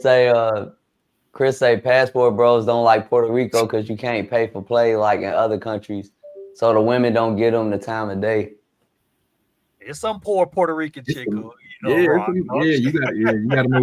gotta know where. Well, to go. I mean, to me, I've never been to Puerto Rico, but like that's the benefit of getting the reset out the way. Right. Because when I go places now, like it'll be a nice challenge. Yeah. I mean, and even being a well-traveled person, a well-cultured person, I would think you would have more experience. You'll get some place somewhere. Yeah. Because it ain't like you just some average Joe that never been anywhere. Like you got a story. Right. Mm-hmm. But yeah, I can see that. Yeah, I want to hit up their entire Caribbean, man, everywhere. You know what? Where I want to get to, when I finally do get out to Africa, I want to get out to Cape Verde too, man. I want to go out to the Cape Verde. Man, they got some. Yeah, they all been mentioning that. You and Ronan. Woo! Yeah, man, I want to get out there, and then Yo, what up, JT? Everybody glad to have you back, man. They been missing you, bro. I ain't been nowhere. I mean, I'm always supporting behind the scenes, but I got to get back out here. Yeah, we had to bring him out of retirement. Can't say you done brought Marcus out of retirement. Yeah, we got him out, man. So I'm like, something Unc Jay had spoke on earlier, like the Dream Killers. I think that was something else that kind of made me chill out because I was like, I got different priorities. I'm trying to juggle family, a career, and this, and other people's priorities kind of made me take a backseat to my own. So, like I said, I've always supported behind the scenes, but now I got the time. Now I got like the free time to actually get back out here. Right. So what you think about the different? Because it's funny, he mentioned the Google Hangouts and stuff. How you guys used to do it. What do you think about the new technology since you start working on it? Like, it make it much easier? Yeah, bro. We used to sit on. I used to have one of them big fat computers with the big monitor, and man, we'd be sitting there all night trying to edit one video. Oh. Now I could go back and forth. Sometimes I'm on the computer, sometimes I'm on the phone. Right. I'd be at the gym on a treadmill. Edit what you do? Who you texting? I'm editing videos. I was doing it on deployment when you first put me on to some of the AI tools. I was like, oh man, it made me want to slap myself upside the head. I was like, man, okay, I get it now. I get it. But you know the good thing about it is you're still ahead of the game. You know what I'm saying? Because once you get your hours in, you get back monetized and you start getting over, and you're not that far from 10,000 subscribers. So once you get over 10, it starts really moving at that point. So I think you'll be fine, man. You know. Yeah, the algorithm just got to find you again. That's all. Yeah, but at least that's good. And after all these years, your boys still hung out with you, and they still stay. Because like I said, I've been around. I'm still supporting everybody I've always supported, and this is like a family type of thing because we all get to watch each other expand and progress. So I'm proud of everybody that's been making moves, like Subatriz, O'Shaven. On me, he told me years ago, dude, you need to be doing this all the time. So like Subatriz might remember this, but in the Manosphere era, like there was a point in time where we thought it was unfathomable. I can't say that word. We thought it was impossible to be putting out content every day, and now that's like the norm. Yeah. Like I see people putting out stuff every day, and to me that used to take weeks or days. So now it's just coming natural. Yeah. Exactly. Yeah, man. Do me a favor. Shout out to 704. Yeah, everybody drop your channels in the chat, man. So everybody, man, go to these brothers' channels, man, and subscribe, man. It's just click on subscribe, man. It don't take nothing, man. Thank you, everyone in the chat. Hit the like button. Appreciate y'all hanging out with us. Yeah, man. we appreciate it. We're gonna start doing some stuff on a normal basis, you know. I want to get it to where pretty much other than when Ron goes, and we'll try to get on there with Ron, try to get something, you know, at least 5 days a week. But if we do that, we definitely won't be on as long. But you know, just stay in tune, man, and chop it up and start reacting to, because there's always something happening. Yeah. we got trust me. Me and Afro Puff right there. We got some stuff coming.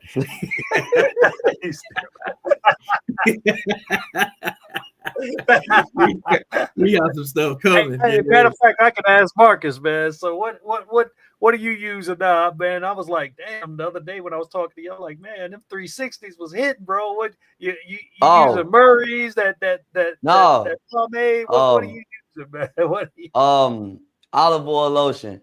I'll show you. It's like a hair lotion. So this and I learned this in Thailand. Matter of fact, I'm sure I don't have no complaints about Thailand. Like it was awesome. But if I had to complain about anything, you're not gonna find a hairbrush for us. They don't have that. They got like combs and them wire brushes. Right. But no, I messed up. I left the hairbrush at home. I'm like, all right, it's cool. I'll just buy one in Thailand. I couldn't find it nowhere. They got markets everywhere, but no hairbrushes. I use this. Order something online. Yeah. Okay, yeah, I know it's like just a little cheap beauty supply thing. It ain't nothing special. Yeah. I remember that. But it's not it's just a lotion. It's like a hair lotion. Yeah. And I'll bring that with me when I travel. Up or anything. Yeah. So whenever I travel, I got my own. Guys are using now. I was like, man, I've been out the game too long. Like, I can't even find that the soft, like the real soft brush here. I can't find it nowhere. Oh yeah, I'm gonna have to order that on Amazon or something. I don't know. Yeah, nah. I'm about to look. Probably gonna put the razor to my head tomorrow and bald it, you know, because I got some little growth coming up, and it's coconut oil on the top. Man, my head be shining, looking good. You know I'm what? gonna need to holler. They don't cost that much at all. Like the barbershops, man, they be like less than like $7 or something like that. It's very, very cheap, bro. Yeah. Very cheap. And them boys be cutting up some shit. Like they be fading your beard in, all that other stuff, man. So Marcus, if you ever decide to go to the people, man, you can have them fill in the beard, make the full beard. That's all bro. I'm saying. I'm gonna need to holler at your people because this all I'm getting. Not guys be like cheap, bro. They get the whole experience, man. Yeah. Yes, sir. Yes, sir. Your beard don't grow in, Marcus, on the side? No, that's all I got. I mean, I got like one brother on my father's side. He got the full beard. The rest of like all the men in our family, we got the short stockiness and the bald spots right here. That's all. We got the struggle beard. Yo, and even in the military, I got the shave chick, and they kept getting on me. They're like, "Man, you can't have a goatee." I'm like, I ain't choose this. Like, this all I'm gonna get. Oh, you got your shaving profile too? Yeah. Yeah, I had that. You're supposed to be scraggly, man.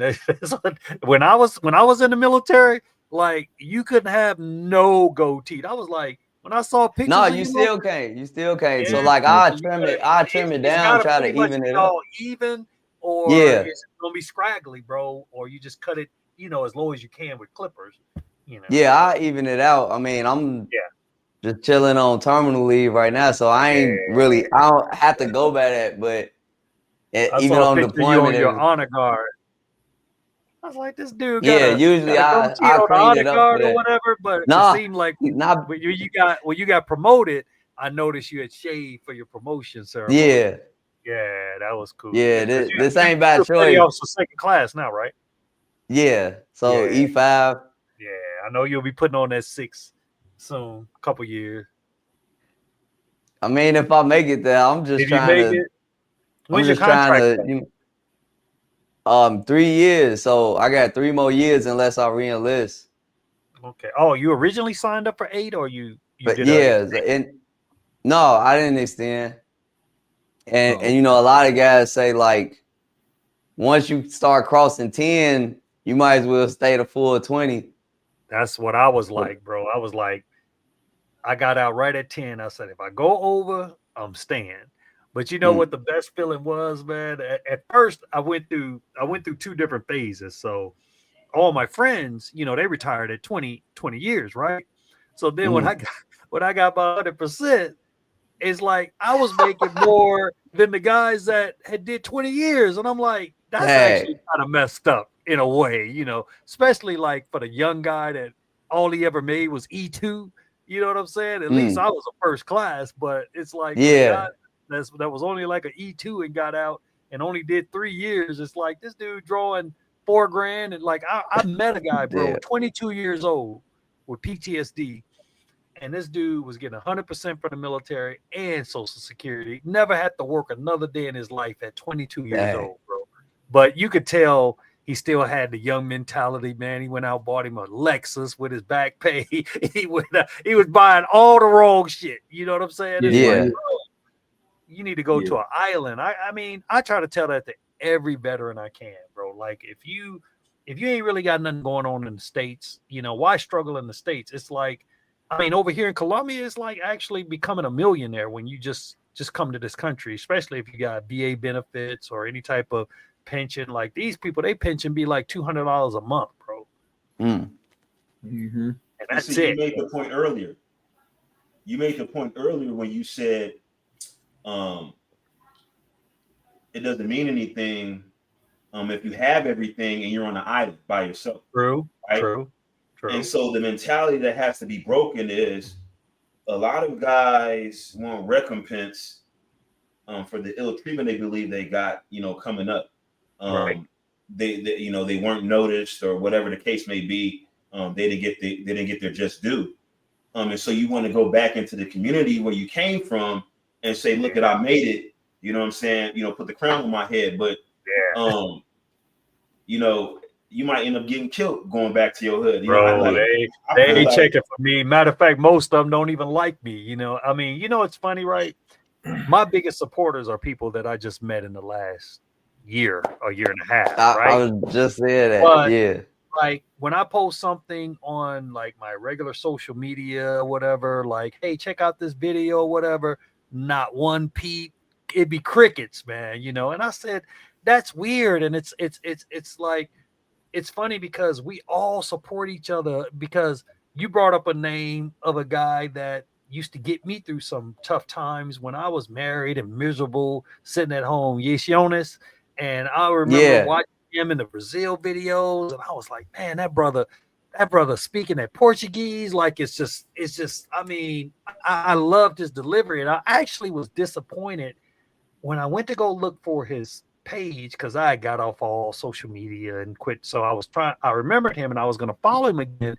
And I was like, man, I can't believe this brother didn't have, like, I thought by now he'd have 100,000 followers, right? But I think he got out the game or something, or he's not been active on his channel or something, you know. And I think he had like 600 or 700 subscribers. And I'm like, man, that dude, like, you know, some people just got it, you know. And I thought he was going to be one of the big He's too busy in the Brazil streets. Oh.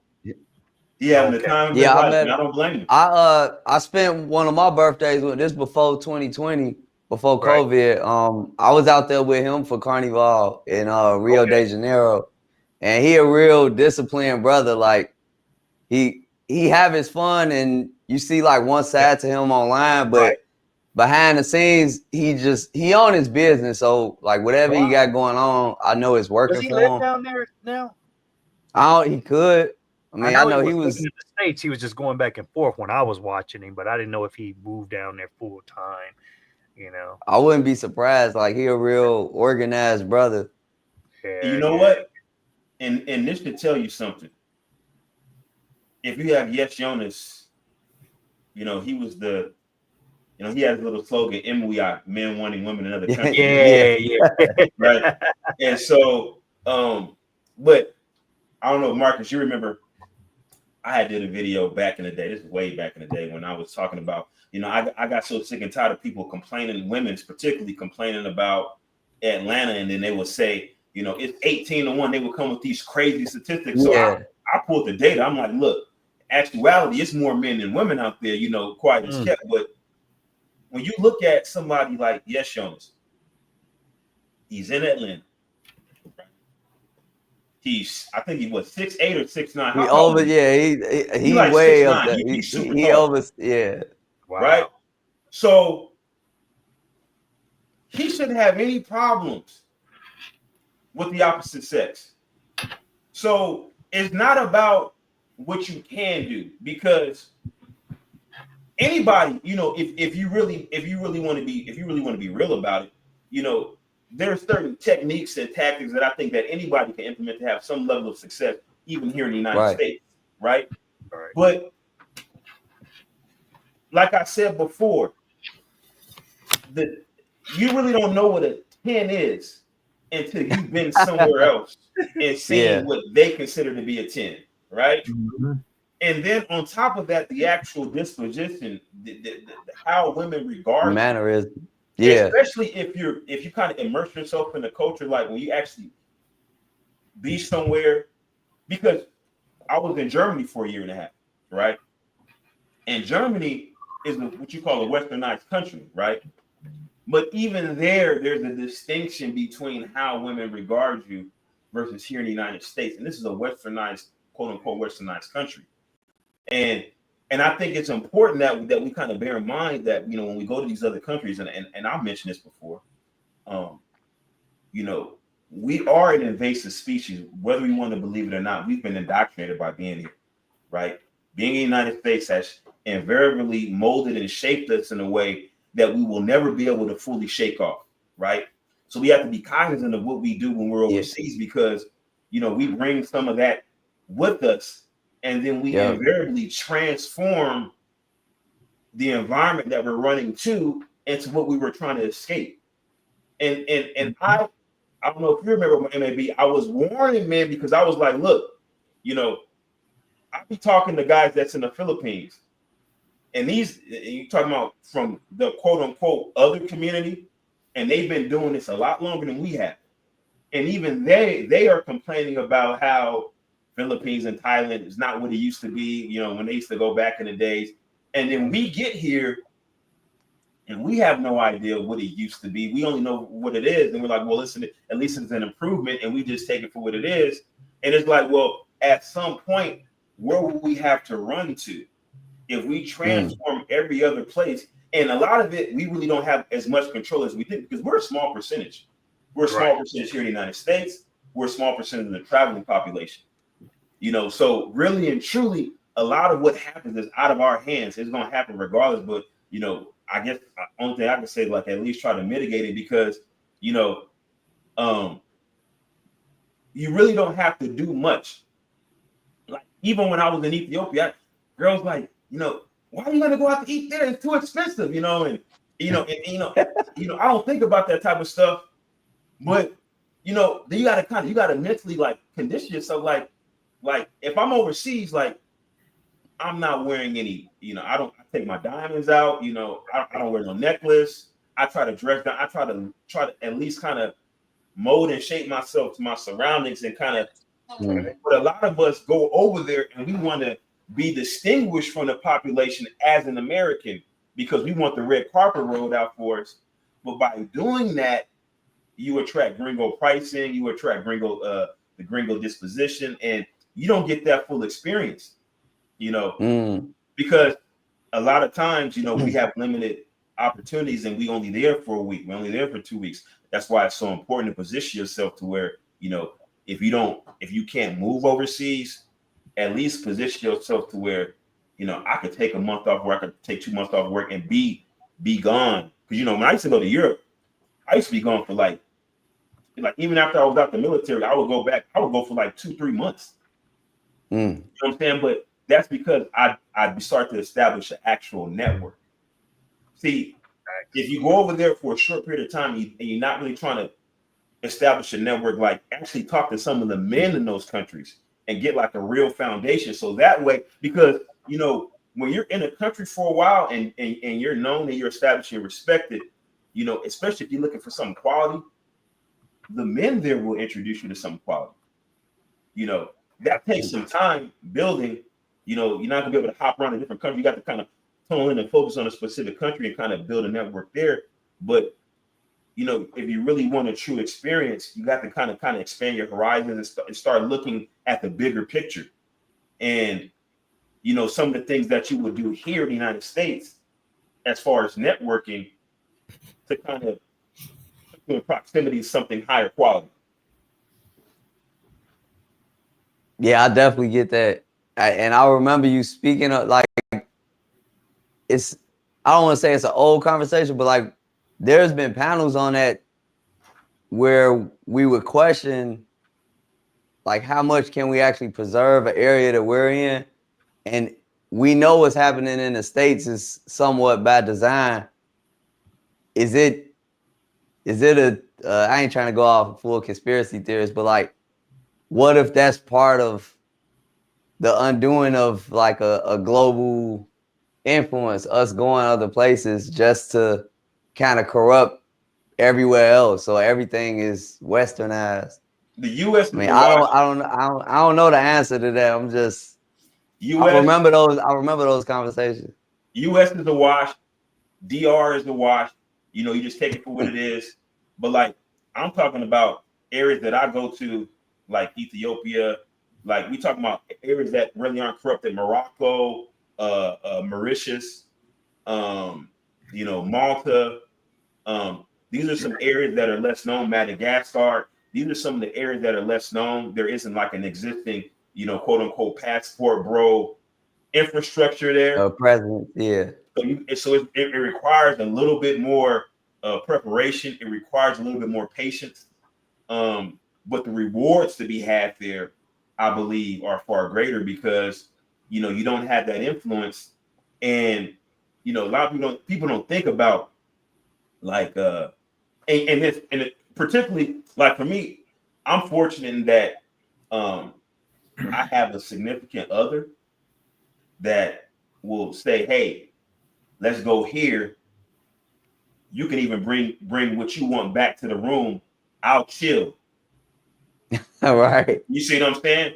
Yeah. Like, a lot of guys ain't got that kind of situation, but that kind of helps me because a lot of times, sometimes bringing sand to the beach, it kind of relaxes other women because you don't seem as intimidating.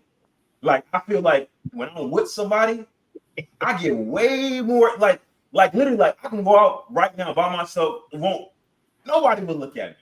Walk right past me, I don't exist. But the minute I got something next to me, man, it's like a whole different ball game.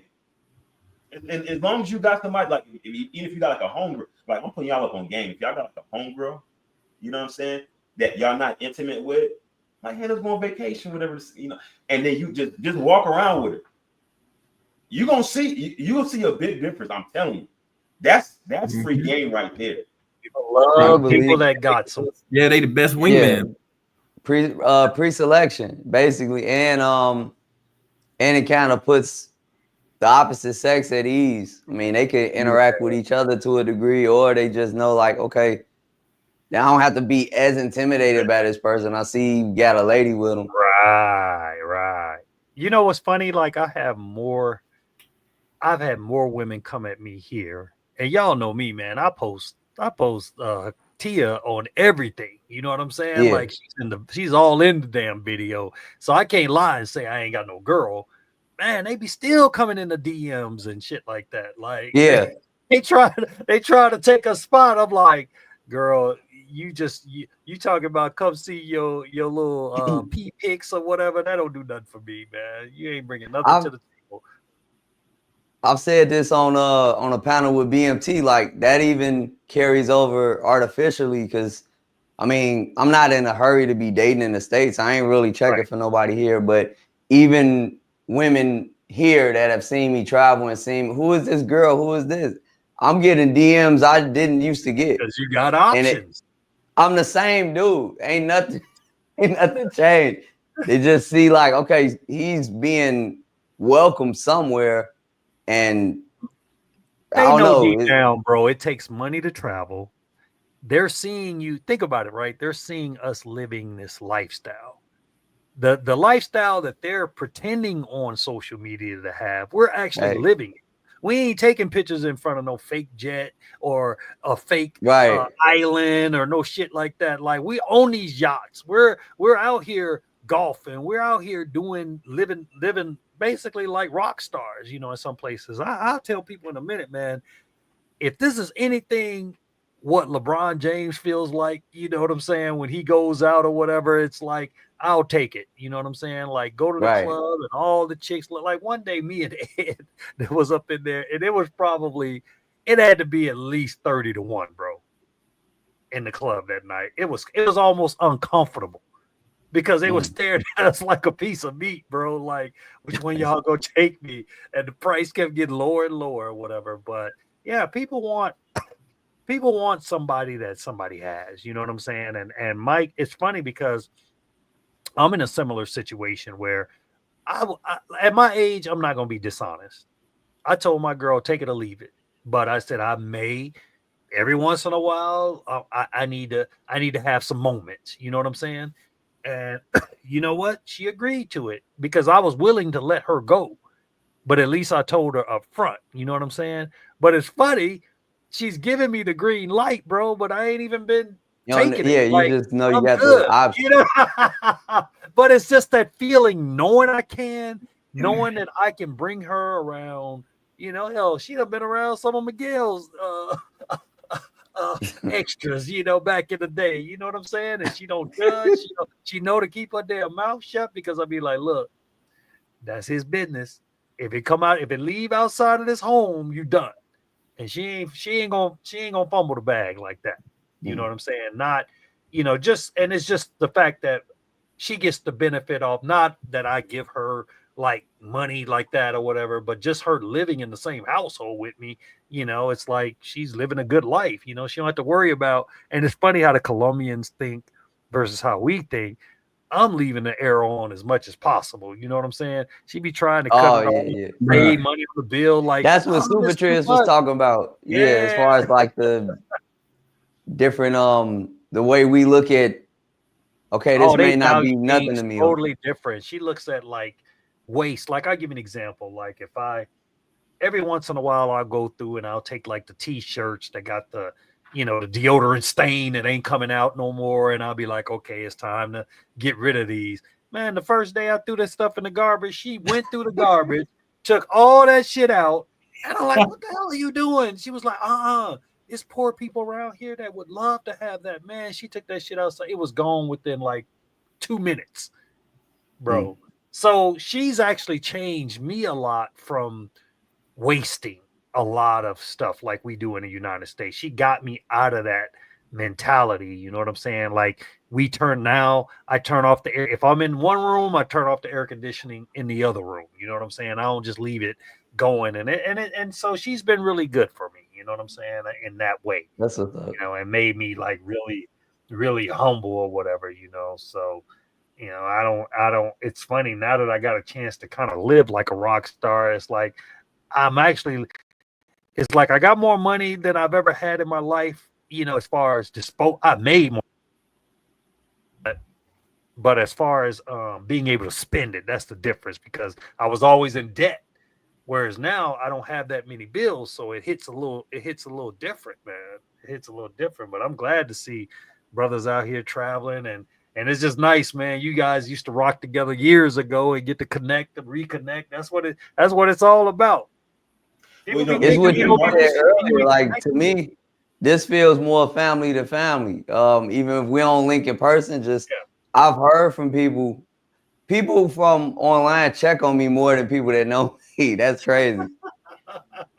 Yeah, you know, me and Marcus, we kind of touch bases on Facebook, so we kind of, you know, we kind of stay in touch. You know what I'm saying?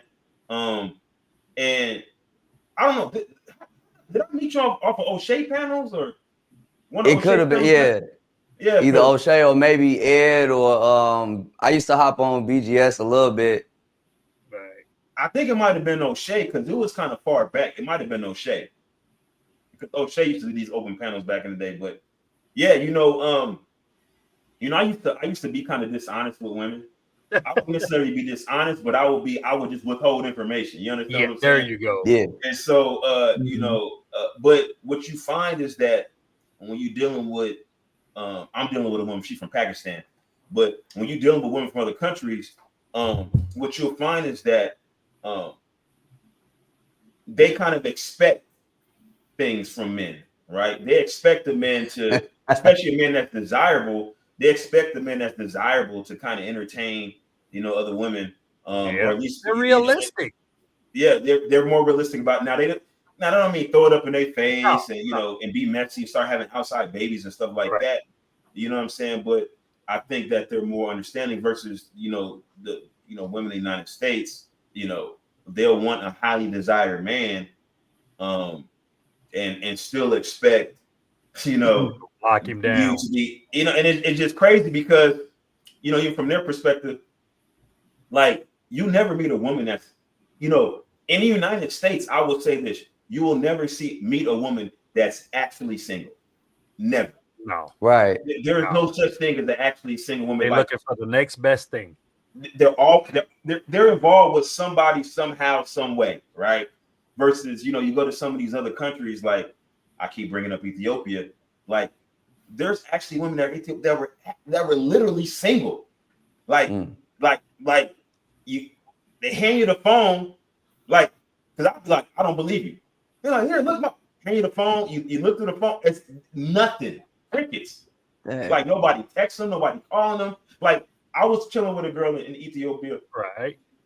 She had me holding her phone the whole time. Damn. Just here, hold the phone.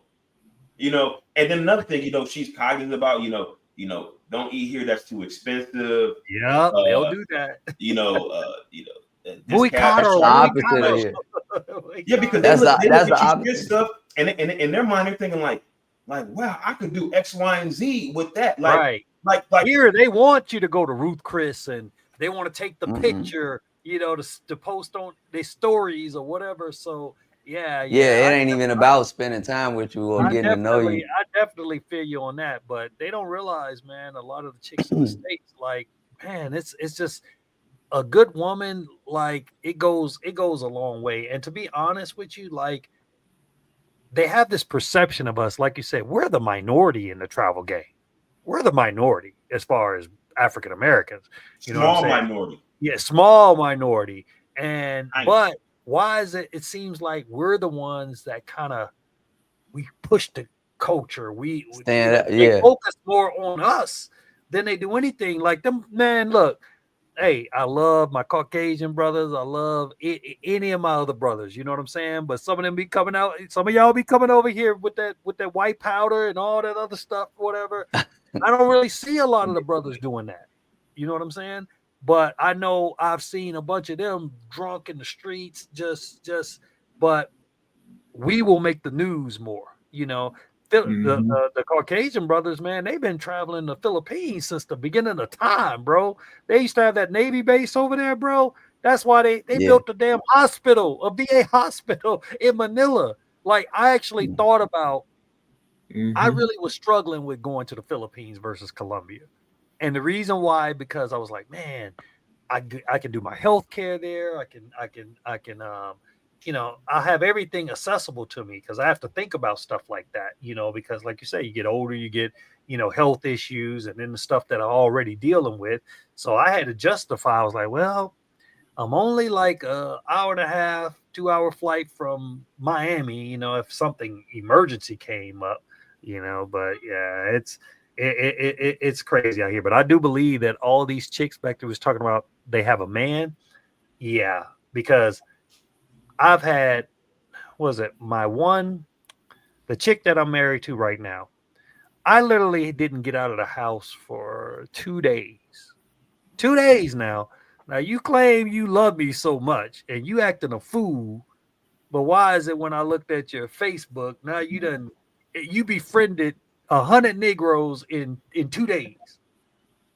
You know, then she went and put a damn thong, like we were on vacation and we took some vacation pics, but they wasn't for other people. You know, that was for our own little privacy thing or whatever. Man, she posted them things as her profile pic. Thirst trap. Yeah, exactly. Yeah, advertising. That's another thing. MAB. You be on Facebook, right? Yes. Facebook, Instagram.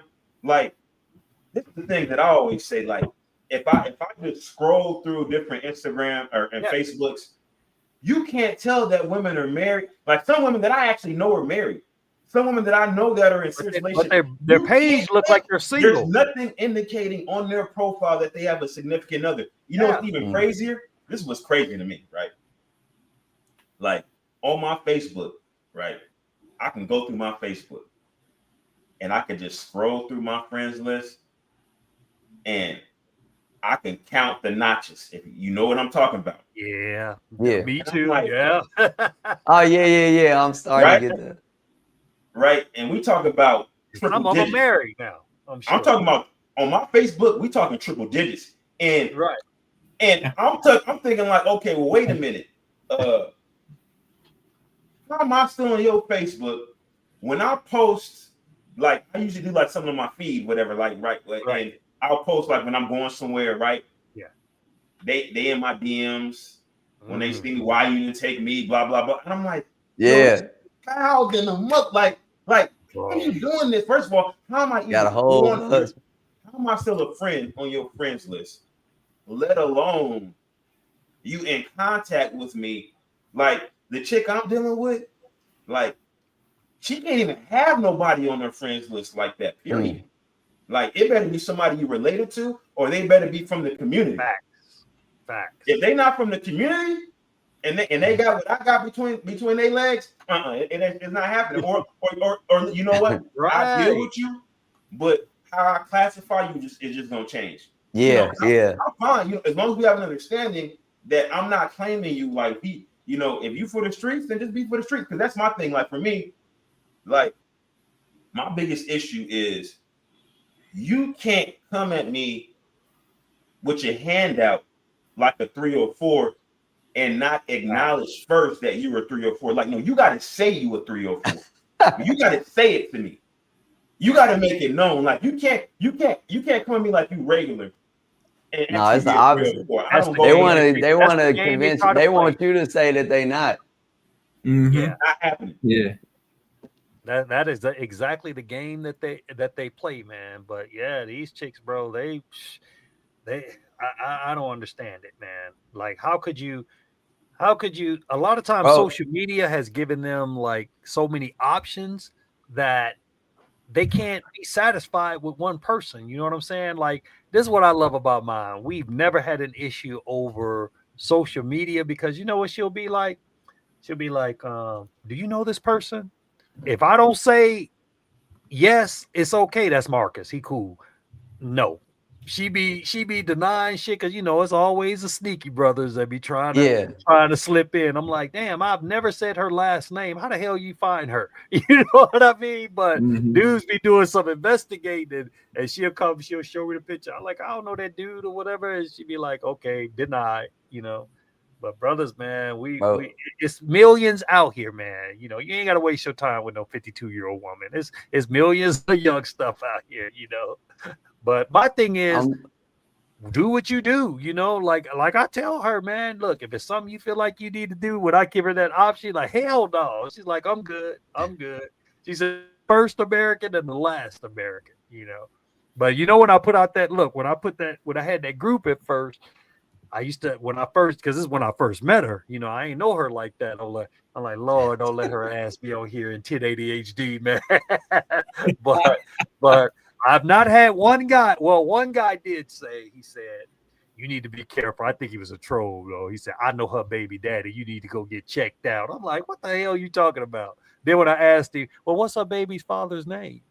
He couldn't answer. You know what I'm saying? So I was like, dude, stop trolling, man. But it leads up to something, because like if you're dealing with mangoes, everybody want to pocket watch you. Then when you move up to regular girls or friends, then they want to question y'all relationship. Oh, she'll 304. You know, yeah, it's like what? Yeah, how if you don't even know it? I want some like please. Not, I ain't trying to be bold because, like I said, I saw people get their feelings hurt in that group. But like, hey, if you know something about this chick, I don't know, then let me know. But right. If it ain't happening, yeah. But usually, Marcus, the signs are there. The signs are there. Yeah. We just want to ignore it. We want to make them special, but the signs are there. I'll tell a guy like some guys, they'll get their heart broke by a 304, but then they'll go back and complain and be like, man, ain't no good women in Colombia. That's a lot, bro. You realize how big this country is. You realize how like it's a chick out there, man, getting water from the well. That's the same mentality from the States. Exactly. But you can't go to the 304 spots or the red light districts looking for no wife. Right. You can't expect the chick you see, you know, twice a year. I mean, come on, man. You go there for like a week, 2 weeks, twice a year, and you sending her, and it's like, would you do that to a woman that was here in the United States? Would you be sending her money like that? Like, think about it. You got to think about what made her so desirable, right? There is a multitude of circumstances that kind of coalesce, right, that make a person what they are. If you change just one factor, right, your presence alone is changing things. But then you start adding money into the mix, now she becomes something different than what she was when you met her. Right. Versus, listen, whatever financial situation that she was in, she was working 6 days a week and blah, blah, blah. Look at now, maybe you want to, you know, listen, take a load off while you're there so you have more time with her. If that's what you want to do. But when you're gone, that load off is going. So that way she associates the good life with you actually being there. Yeah. Versus her feeling entitled to something just because she spent a little bit of time with you while you were there in the country. Right. But I want to say this, MAB, can you send me the link to his channel on Facebook? I got to head out. I got an appointment tonight, but it's been good wrapping it up with you guys. Brother, thanks for coming on, man. We welcome anytime to come through, bro. I'll definitely send it to you, Super Triz. It's good seeing you. Are you monetized? No, I'm working on it. I gotta rebuild the hours. I gotta get my hours up. What about the other channel? Whose channel is it? Is it your... This? Well, we I think Miguel channel. Nah, yeah, you monetized? Nah, not yet. I still need to. I got my hours. I just need more subscribers. So. Okay, yeah. Once you get your monetization, I want to be among the first super chat, to ring it in. You know what I'm saying? So just let me know. But I'm gonna catch up with y'all later. I appreciate it. And maybe you know what it is. All right, for sure. I wanted to speak on something Super Triz mentioned earlier. So like even that, what he mentioned, I'm experiencing this right now. I'm posting stories and reels and all of that. Who's viewing that? It's brothers that I always been following, but I'm counting notches. I'm like, oh, okay, yeah, I had a little time with her. I spent some time with her. I know who that is. And outside of that, it's females that's in relationships. It's females that's married. Like some of the guys I know is they wives. Why are they watching me? Why are they watching me, but the guys ain't watching me? You know what I'm saying? It's just something to make me scratch my head. Well, sometimes, man, it's hate. Some guys are miserable at home, so they're like, man, Marcus out here living his best life. What the hell? I ain't doing nothing that I ain't been asking them to do. You know what I'm saying? And now it's becoming everybody has options. You know what I'm saying? Like instead of Miguel hating on me when we talked or whatever, hell, I encouraged him and he was like, shit, if I can do this, hell, I'm out, man. He started doing his numbers. He like, hell, I'm making just as much. I can make just as much money if you look at it from actual dollars. You know what I'm saying? And what he's putting out, he's gonna be able to save more money being retired than he was working, a full-time job. Yeah. That's crazy. Yeah. That's crazy, bro. It's ridiculous, man. It's getting ready. Yeah, I'm getting ready to file for SSDI, and once that hits, it's really gonna be. That's a game changer, man. that's a game changer, bro. It's real, bro. It's gonna get real dumb around here. Like really, I'll be like, damn. Every 2 weeks is like I'm getting paid like a job. I'm like, shit, I'm making more money retired than what I was working. I'm like, no, this is all right. I encourage any of you guys, man, that's getting military disability, military pension, or any other pension or work from home, man, explore living overseas, bro. Living in, I don't care, it doesn't have to be Colombia, but any place where the cost of living is much lower, because it can change your life. You know what I'm saying? Now I'm able to have more money to do things that I really want to do. Matter of fact, shit, as soon as I finish this project, man, me and Miguel, we may be in Africa, Ethiopia, some goddamn where. We're gonna be somewhere. I'm trying to start hanging out like here. Matter of fact, go to South Africa now. You don't want to come back to Colombia. Oh man. Yeah, matter of fact, I had some brothers, Marcus, that thinking about like their trip was supposed to be after the 7th of July, where they were supposed to return. So I may take a group of guys, man. We may hit Medellin up all together, because there's some guys that's thinking about going. It's like $58 to fly to Medellin. Yeah. I'm trying to go. And we may get another mansion out in Medellin, and just a bunch of brothers from the party go out there and kick it or whatever, because it's better to travel in groups, especially out there, especially with know the layout of the land. So yeah, definitely it's gonna be good to go, man. And once we hopefully this is the last party where we gotta worry about mansions and everything. From now on, the party's gonna be at the spot, in-house, definitely trying to give you guys something to look forward to for sure. Yeah, I'll still be out there, so I'm definitely there. I'm there for the CTG Fest, but I'm staying until the 13th. Yeah, see, that's what I'm saying. It's a lot of guys that's thinking afterwards. So I was like, okay, I said, I'll talk to Miguel and talk to some guys. So it's like 3 of them that thinking about going to Medellin. So we can just maybe plan something. We all go out there as a group and just get some fly. That'd be perfect. Because I was talking to Breezy. Breezy trying to go out there sometime, and because he's gonna be out here, and he's trying to go out to Medellin also. And I told him, I said, well, yeah, we got CTG Fest coming up. And so he was like, when is that? I'm like, man, the 4th of July weekend. So he was like, oh, okay. So he was saying something about Medellin after that. So yeah, I'll definitely look, we may have a big ass group going out there, man. Yeah, man. Hey, wherever we can turn up, that's what it's all about. Medellin is a nice vibe, you know. If I could take the water but put Medellin here, that would be cool. But then the water may be too cold to enjoy, so I don't know how that will work out. So Facts. I'm gonna stick with Cartagena. That was my decision. Like, okay, Medellin, Cartagena. I like the beach life. You know, I love the water, so I'm good over here. I'm good over here. Gail got that in-house. Trying to me what I want to eat now. I don't. Man, that's what they do. That's what the good ones do, man. That's what the good ones do. Yeah, ¿qué quieres comer? Feed you and love on you. Yeah, I'm gonna have to go grocery shopping. I mean, is that what y'all say? Like, y'all saying like don't do the restaurant because I'm gonna be in DR this month and next month. I might as well just get the grocery shopping out the way and see what her cooking like. Right. Yeah, I mean, if you got the right one, I mean, they're gonna tell you to go grocery shopping. They ain't gonna want to go eating out all the time because they know right the more money they spend out is the less money they're gonna get when you leave it. Right. I can cook for you. Wow. You still got your daughter in? Yeah, she sleep right now. That's why I've been on mute off and on because she. Okay. I thought she had went back, but she's still been with you. No, we just got back on Saturday.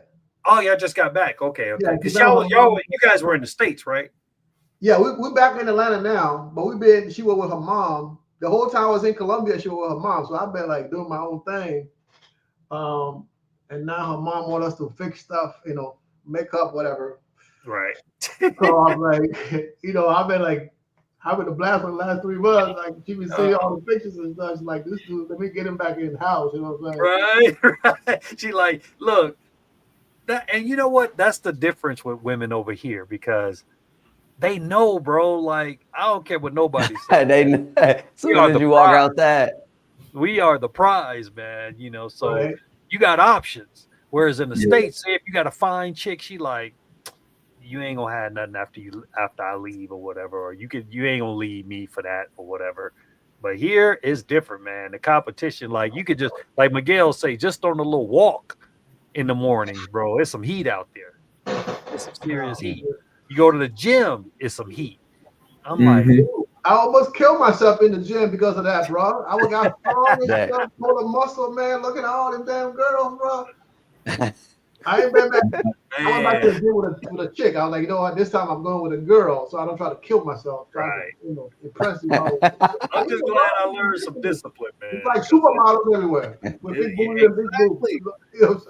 It's crazy. And see, me, I've learned to be able to look out. Like, some girls like they have that natural beauty, and then the girls that really got to cake on the makeup and stuff like that. Like, I can look at some of these simple hood chicks and I'll be like, man, you put a little bit of money into her, bro. Lord, she would be bad, Bro. Yeah, it's a lot of that walking around, man. I'm like, oh my God, bro. I'd be like, I'll put some veneers on her. That's $3,500 up. Build a bear, man. Shit. Take her to the workshop. Build a better workshop. Hey, at least it's cheap over here, the workshops, bro. You like, man. You got a little foofa there. You need to get some of that sucked out, But these baddies, man, you don't have to do that. There's plenty of them around. And they, man. Plenty of them, man. Yeah.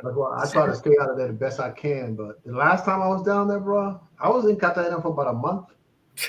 Going back and forward, I was like, man, I can't do it. I had to go to Barranquilla, then Bucaramanga. Bucaramanga, you've been out there. I just left there. Shit. Yeah, it was some heat out there, man. But you know what? I was a little disappointed in Bogota. And I'll tell you why. I love the food. I love the city vibe. It kind of reminded me of back at the crib. It's cold, rainy.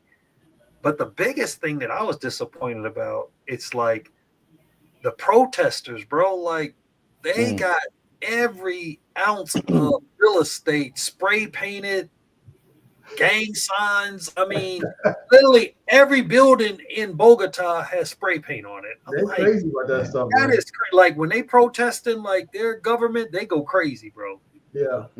It's like they just, I mean, it could be a beautiful city, but I'm like, nah, this is kind of depressing. I'm like, nah, this ain't for me. So but at least I got to experience it and cross it off the list, you know. And it actually felt good to wear a jacket I hadn't worn one in 2 years. So that felt kind of good to be able to break out the hoodie again. Did you go to Mount Maserati, the mountain that you take the lift and go up? Yeah, I did all that. Yeah. The only thing I didn't get to do the salt mines. Okay. Yeah, that would have been pretty nice. But like I said, I cut my trip short once I got the surgery. I was like, I'm ready to go home. Right.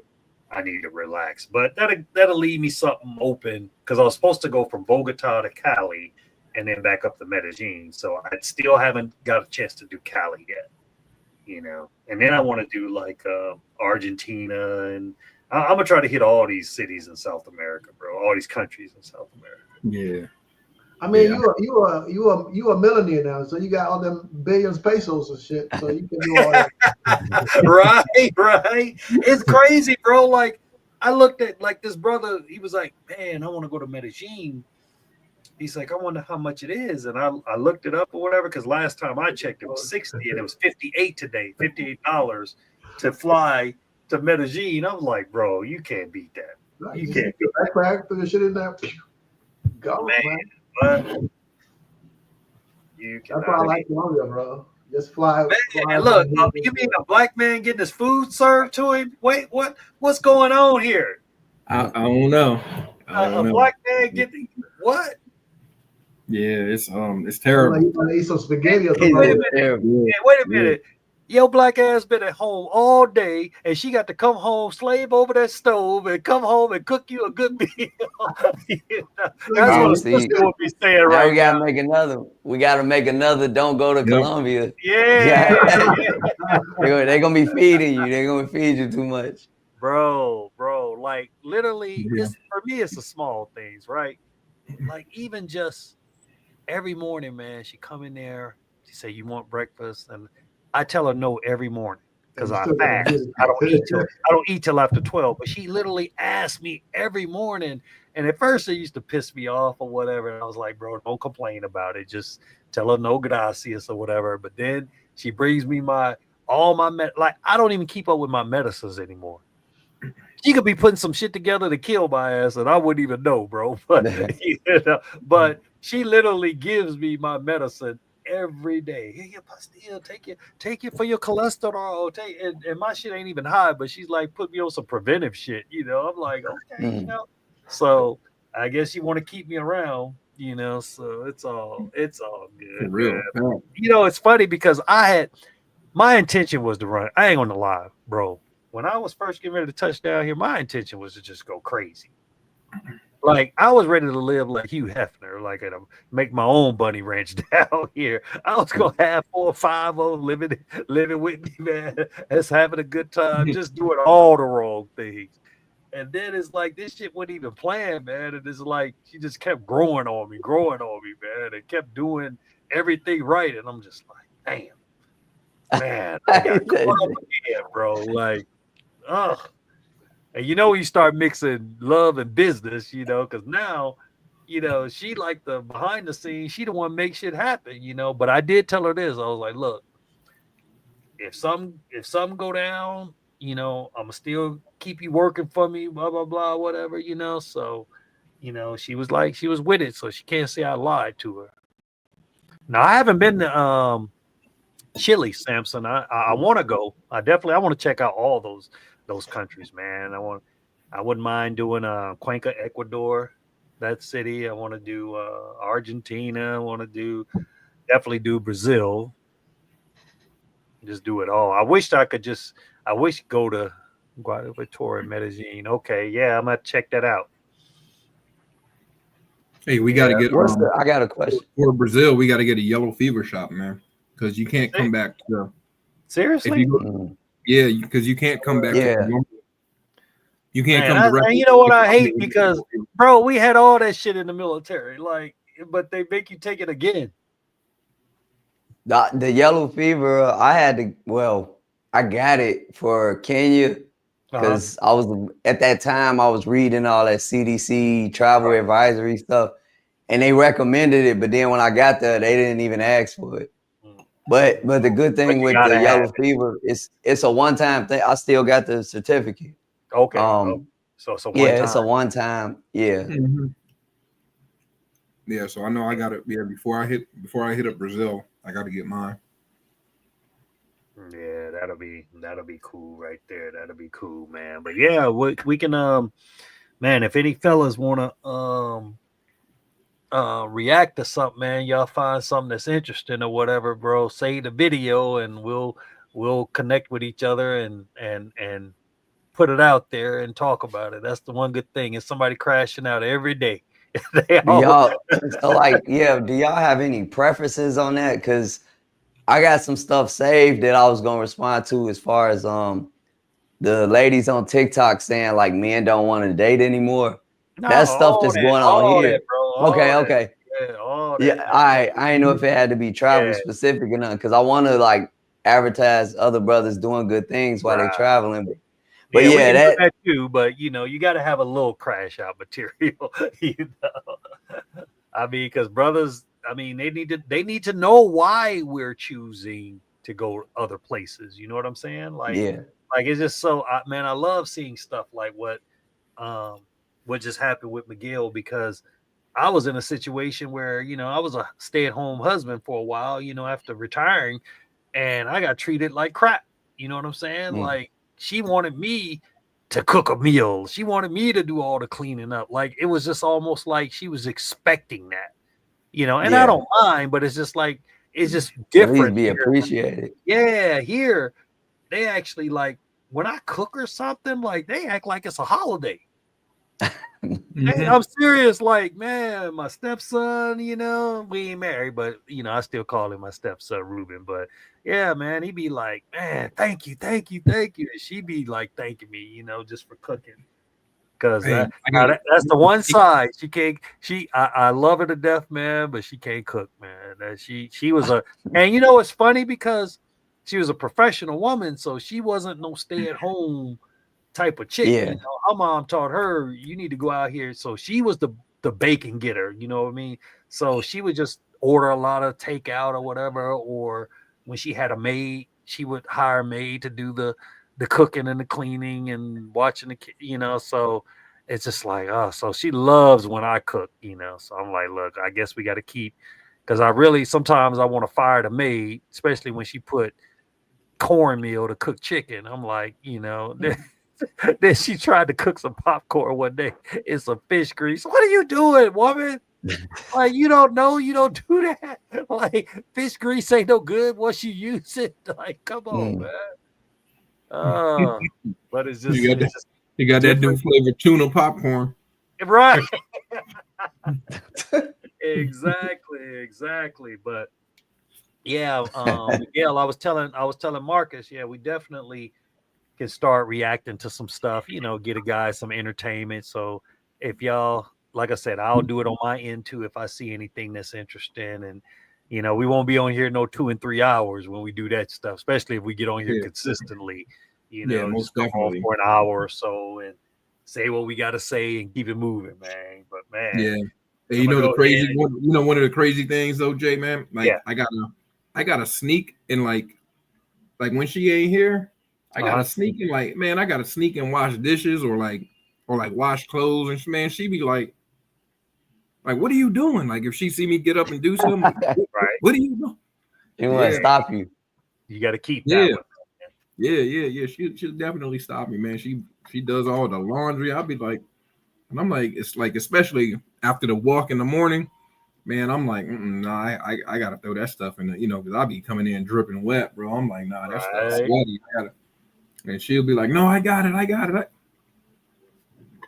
no, it's good. It's good. It's good. I'm good. I got it. I can handle this." Yeah, it's all good, man. Well, shit, I'm getting ready to go. Try to get some sleep to get up early, man, to get this walk, hopefully. You know? Yeah. So I'm gonna hit you. Yeah, crazy, my alarm. Yeah, my alarm goes off at 6:30. So I'm gonna be on it in the like morning. I said, I'll see if I can get up. If you don't hear from me, I'm just knocked out with it still on silence. All right, So man.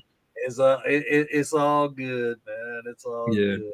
I appreciate Right. you coming through, Marcus, man. As usual. All right, everyone. Yeah, man. Thanks everybody for watching. Thanks for the chat.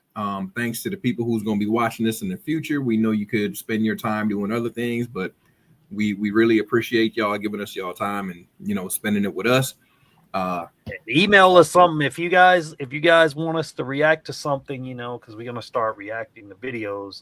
Definitely email us or DM us or something and let us know what you see on TikTok or something. Because, like I said, I don't mind giving them the business, man. Marcus got me motivated to do some responses, man. You was stabbing today, bro.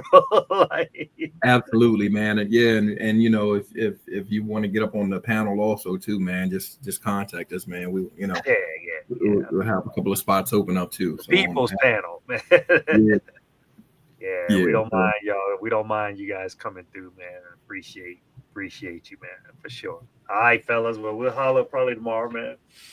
All right. Have a good night, everyone. Peace, y'all. Thanks for having me on. All right. I'll talk with y'all.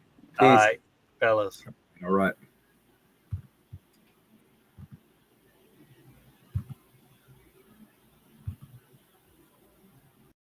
I was just bullshitting. And you know this, man.